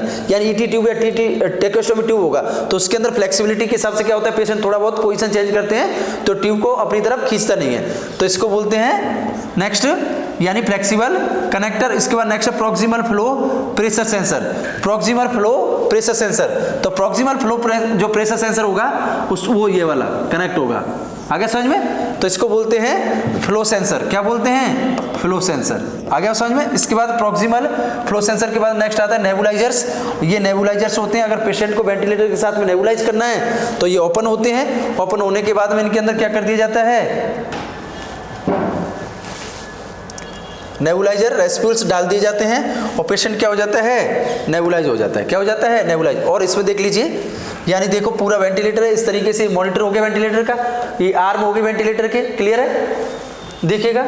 यानी कि ये क्या हो गया, आउटपुट, ये हो गया इनपुट। यानी यहाँ से एयर आएगा और पेशेंट के अंदर जाएगा, ये वाला, और यहाँ से वापस आएगी CO2 को लेकर के और ये इसके अंदर चला जाएगा। आगे समझ में। और देखिएगा इसके बाद में ये ऑक्सीजन ट्यूब है, ये जो दीवार से कनेक्ट होती है ऑक्सीजन ट्यूब, और ये प्रेशर ट्यूब है, कितने प्रेशर से डिलीवर करना है, तो इसका मतलब ये वॉल से कनेक्ट होगा प्रेशर ट्यूब, वॉल से आएगी ऑक्सीजन, एक्स्ट्रा सोर्स जो लगा जाता है वेंटिलेटर के अंदर, तो ये आकर के क्या हो जाता है वेंटिलेटर के बैक साइड में कनेक्ट हो जाता है। उसके बाद में ये टेम्परेचर को मेंटेन करके ह्यूमिडिफायर हो गया। इसके बाद में फ्लो सेंसर कनेक्ट होता है, क्या होता है फ्लो सेंसर, और इसको बोलते हैं मास्क और ट्यूब कनेक्टर, ये वाला कैथ माउंट बोलते हैं, क्या बोलते हैं इसको, cath mount. Cath mount flexible होता है और ये बाईपीस होता है, और ये HME फिल्टर लगा हुआ है। कौन सा लगा हुआ है, देखो moisture heat exchanger HME filter लगा हुआ है, जो एयर को क्या करेगा, फिल्टर करके आएगा और वाटर टैपिंग करता है। ये क्या करता है, वाटर टैपिंग, जो भी वाटर वगैरह आ रहा है उसको क्या कर लेता है, ये टैपिंग का काम कर लेता है, इसलिए इसको हीट मॉइस्चराइजर कहा जाएगा। देख लीजिए ये क्या हो गया, फिर इसके वेंटिलेटर का सर्किट हो गया, इसको बोलते हैं वेंटिलेटर सर्किट। क्या बोलते हैं, वेंटिलेटर सर्किट। देखो कंफ्यूज नहीं होना, ये वेंटिलेटर सर्किट है। एक आता है कौन, वैन सर्किट। क्या आता है, वैन सर्किट, जिसके अंदर एम्बू लगा होता है। इसमें कहीं एम्बू दिख रहा है, नहीं दिख रहा है। जिसके ट्यूब के साथ में सेम ऐसी ट्यूब होगी, लेकिन क्या होगा, एम्बू कनेक्ट होगा, तो आप समझ जाइए क्या है, वैन सर्किट है। वो पेशेंट को एक जगह से दूसरी जगह पर ट्रांसपोर्ट करने के काम आता है। तो देख लीजिए, यानी ऐसे बाईपीस कनेक्ट होगा, बाईपीस के साथ में क्या होगा, ये HME फिल्टर कनेक्ट होगा। HME फिल्टर से क्या कनेक्ट होता है, ये माउथ कैंट है। क्या है ये, माउथ कैंट कनेक्ट होंगे। ये T-पीस कनेक्टर होते हैं, ये क्या हो जाते हैं, कनेक्ट हो जाते हैं, और ये इसको किससे, ET ट्यूब से कनेक्ट कर देते हैं। किससे कर देते हैं, ET ट्यूब के पेशेंट के डायरेक्ट वेंटिलेट करने के लिए। और इसमें दो पोर्ट होते हैं, एक इनपुट और एक आउटपुट। इनपुट जो पेशेंट के अंदर ऑक्सीजन लेके आएगा, आउटपुट जो CO2 को लेके जाएगा, CO2 को लेके जाएगा और ये ऑक्सीजन को लेके आएगा। और ये क्या करते हैं, वेंटिलेटर सर्किट इस तरीके का दिखाता है। सिलिकॉन सिंथेटिक आता है जो रीयूजेबल है। ये कैसा है, नॉन रीयूजेबल है, सिंगल यूज है। कैसा है, ये सिंगल यूज है, लेकिन सिंथेटिक आते हैं, सिलिकॉन के बने जाते हैं, उनको रीयूज कर सकते हैं। क्या कर सकते हैं अपन, रीयूज कर सकते हैं। क्लियर आ गई बात समझ में। इसके बाद नेक्स्ट देखिएगा, ये देखिए, ये होता है HME फिल्टर। क्या होता है, HME फिल्टर। इस तरीके का दिख जाइए तो आप समझ जाइए क्या है, HME फिल्टर है। HME का मतलब होता है हाई हीट एक्सचेंज फिल्टर। देखो इस तरीके का भी दिख सकता है। ये होती है ET ट्यूब्स। क्या होती हैं, ET ट्यूब्स, एंडोटेकियल ट्यूब्स होती हैं, जो इस तरीके से क्या कप होते हैं इनके पास में, यानी कि ये लैरिंक्स का कप होता है, कैरिना का होता है, यानी कि ये 2 to 4 centimetre above the carina, और ये 2 to 4 centimetre below the larynx. क्या होते हैं, कप होते हैं। इन कप के ऊपर क्या होते हैं, सीक्रेशंस वगैरह होते हैं, उनको क्या कर लिया जाता है, सक्शन कर लिया जाता है। क्या कर लिया जाता है, सक्शन कर लिया जाता है। ये देख सकते हैं इस तरीके की ET ट्यूब दिखती है। ये होता है क्लोज सक्शन। ये भी वेंटिलेटर के पेशेंट में कोविड का टाइम आया था, तब बहुत ज़्यादा आप लोगों ने देखने को मिला होगा क्लोज सक्शन। ये सक्शन जब सक्शनिंग पढ़ाएंगे तब इसके बारे में डिटेल बताएंगे, लेकिन ये भी एक पार्ट होता है किसका, आजकल वेंटिलेटर का मोस्ट इंपोर्टेंट हो गया है कि वेंटिलेटर पर जब पेशेंट होगा तो सक्शनिंग के लिए क्या कनेक्ट होना चाहिए, क्लोज सक्शन कनेक्ट होना चाहिए। ये कंप्लीट पॉलीथीन के अंदर रैप रहता है, ठीक है ना। और पॉलीथीन के अंदर ही क्या होता है, इसमें यहाँ से कनेक्ट एयरवे कनेक्टर होता है, इसमें जो क्या करेगा, एयर को सॉरी उसको बाहर लेके आएगा सक्शन करके, और इसमें क्या होता है, यहाँ पर एक सिरिंज कनेक्ट कर देते हैं जिसके अंदर NS या फिर डिस्टिल वाटर भरा हुआ होगा, जो क्लीनिंग करने के काम आता है, किसको, ट्यूब को। और यहाँ पर एक वो क्या लगा होता है, प्रेशर टैपिंग लगा रहता है। क्या रहता है, प्रेशर टैपिंग। उसको बंद करो चालू करो, बंद करो चालू करो, उसके हिसाब से वैक्यूम क्या हो जाता है, जो शिफ्ट हो जाता है। पेशेंट के अंदर जाना है या बाहर की तरफ जाना है, NS की तरफ जाना है। ये जब आपको बताएंगे तब आपको अच्छे से बताएंगे, ठीक है ना।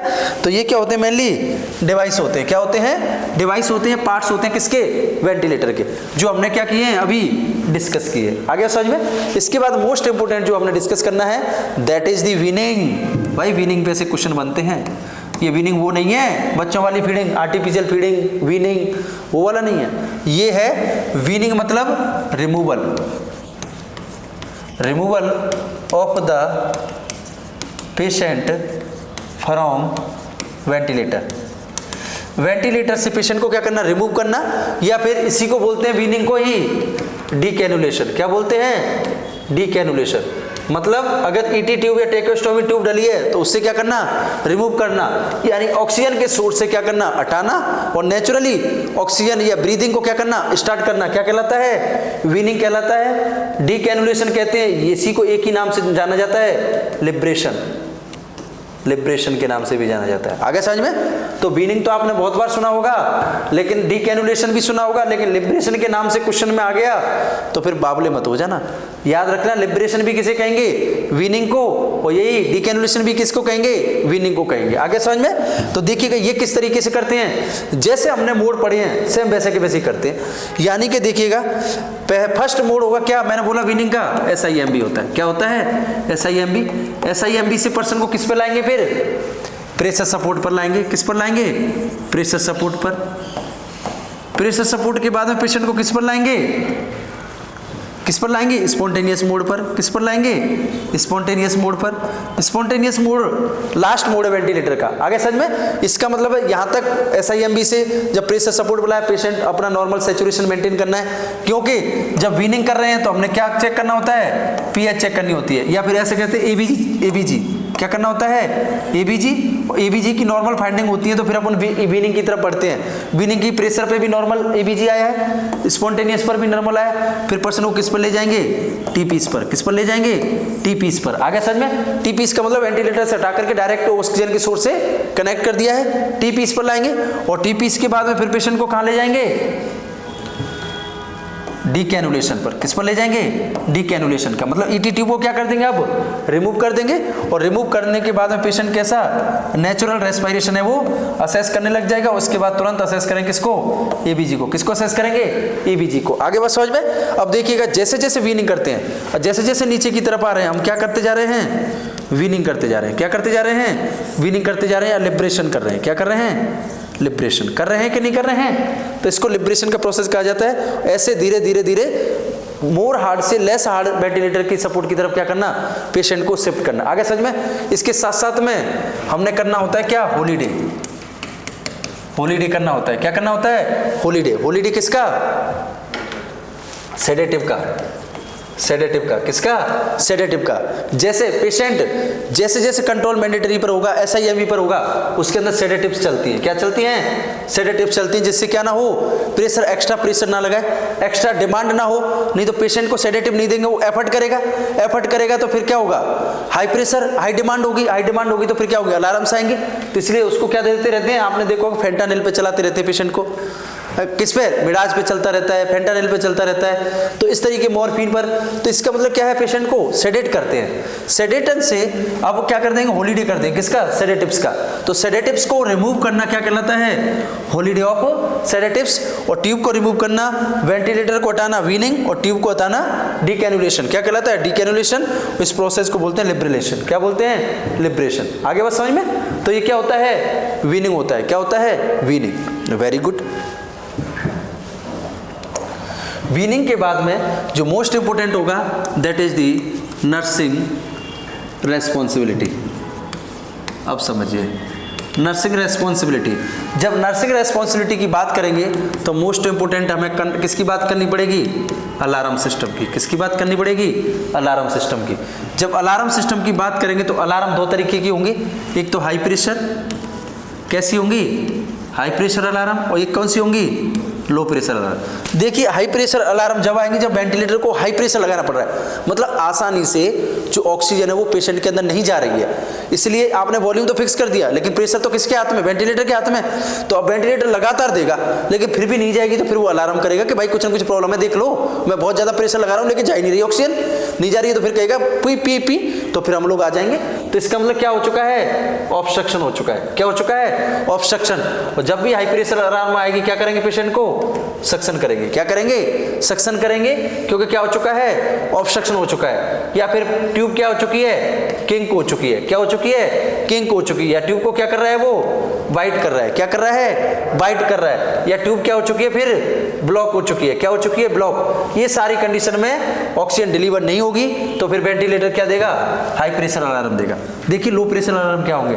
लो प्रेशर अलार्म वो होंगे जिसमें वेंटिलेटर बोल रहा है यार इतना कम प्रेशर में क्या जा रही है? ऑक्सीजन जा रही है, भाई देख लो कहीं लंग्स के अंदर ही जा रही है कि क्या हो रहा है। उसको पता है कि नॉर्मली प्रेशर तो मुझे मेंटेन करना है 5 mg तक। कितना करना है? 5 mHg तो प्रेशर मेंटेन करना ही ना उसने, लेकिन वो बोल रहा है इसमें तो 5 भी नहीं करना पड़ रहा है। भाई देख लो कहीं ट्यूब वूब तो बाहर नहीं हटेगी, पता चला मैं हवा में ही दे रहा हूँ, तो फिर लो प्रेशर अलार्म आएगी, मतलब डिस्कनेक्ट हो गया सर्किट। क्या हो गया?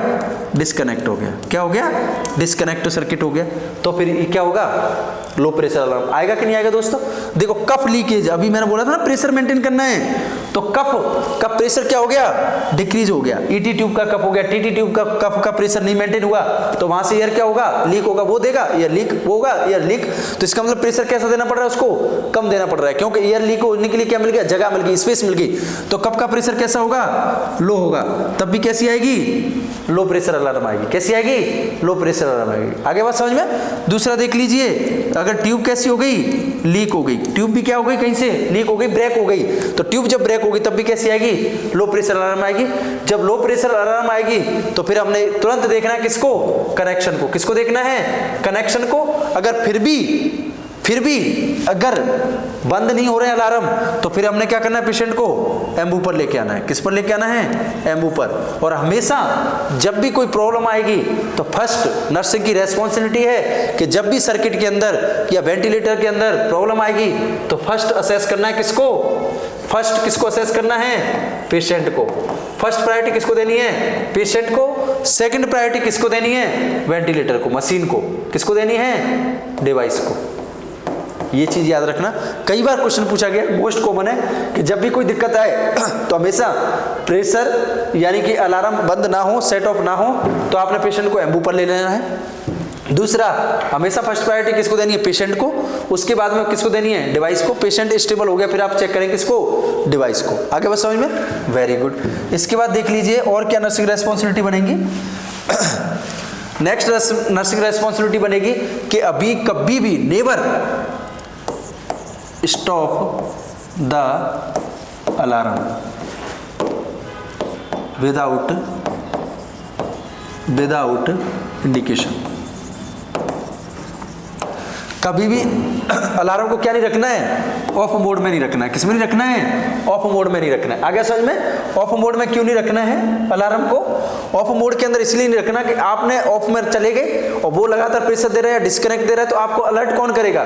तो अलर्ट वाले सिस्टम को कभी भी क्या नहीं करना है? ऑफ नहीं करना है। अलार्म हमेशा किस मोड में होनी चाहिए? ऑन मोड में। किस में होनी चाहिए? ऑन मोड में। Most important. इसके बाद नेक्स्ट देखिए, टू आवर्ली क्या करनी है? वेंटिलेटर वाले पेशेंट की पोजीशन चेंज करनी है। क्या करनी है? पोजीशन चेंज करनी है। मोस्ट इंपोर्टेंट, टू आवर्ली ही क्या करना है? एबीजी का सैंपल देना है। किसका देना है? एबीजी का सैंपल देना है। क्लियर होगी बात समझ में?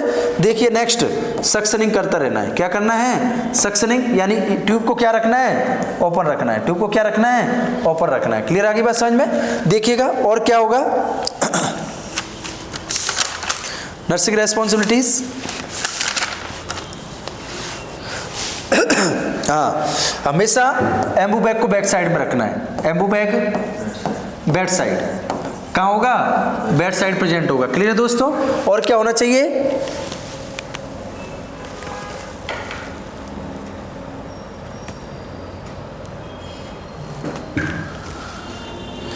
हाँ, एक और क्वेश्चन बनता है कि यानी जो SpO2 प्रोब है वैसा किस में होना चाहिए? इंडेक्स फिंगर में होना चाहिए। किस में होना चाहिए? इंडेक्स फिंगर में। आगे समझ में? SpO2 प्रोब हमेशा ऑन कंडीशन में होना चाहिए। बीपी कप लगाना चाहिए, चेस्ट लीड लगी होनी चाहिए। उसके साथ साथ में SpO2 प्रोब होगा वो किस में होगा? इंडेक्स फिंगर में होगा। अगर इंडेक्स फिंगर में नहीं लगाने तो फिर किस में लगाना है? मिडिल फिंगर में। किस में लगाना है? मिडिल फिंगर के अंदर। क्लियर है? तो ये भी पूछा जाता है कि most common site of the SpO2 probe, तो किस में लगाना? इंडेक्स फिंगर में। और जब भी प्रॉब्लम होगा, आपको लग रहा है कि पर्सन के अंदर क्या है? वेंटिलेटर, वो प्रॉपर वेंटिलेट नहीं करना है, तो सबसे पहले आपने चेक करना है किसको? SpO2 को। किसको प्रायोरिटी देनी है? SpO2 को। तो in emergency condition, in ICU settings, हमेशा जो मोस्ट इंपोर्टेंट प्रायोरिटी होती है किसकी? वाइटल साइन असेसमेंट की। तो वहां पर किसको देते हैं? फिर SpO2 को देते हैं। किसको देते हैं? SpO2 को। आगे समझ में? तो ये भी पूछा जा सकता है कि अगर नॉर्मली पेशेंट को देना है तो किसको देते हैं? रेस्पिरेशन को। किसको देते हैं? रेस्पिरेशन। अगर न्यूबॉर्न को देना है तो पल्स को देते हैं। अगर न्यूबॉर्न में देना है तो पल्स को फर्स्ट चेक करेंगे। अगर कोई इमरजेंसी वगैरह हुई है तो फिर किसको चेक करेंगे? रेस्पिरेशन को। लेकिन आईसीयू सेटिंग में वेंटिलेटर पे पेशेंट है तो फर्स्ट किस वाइटल साइन को असेस किया जाएगा? SpO2 को। किसको असेस किया जाएगा? SpO2 को। तो ये भी क्वेश्चन बनता है, मोस्ट इंपोर्टेंट है। क्लियर है दोस्तों? ये हो गए आपके सारे के सारे नर्सिंग रेस्पॉन्सिबिलिटी जो कि मोस्ट इंपोर्टेंट है, आपने हमेशा चेक करते रहना है। आगे समझ में?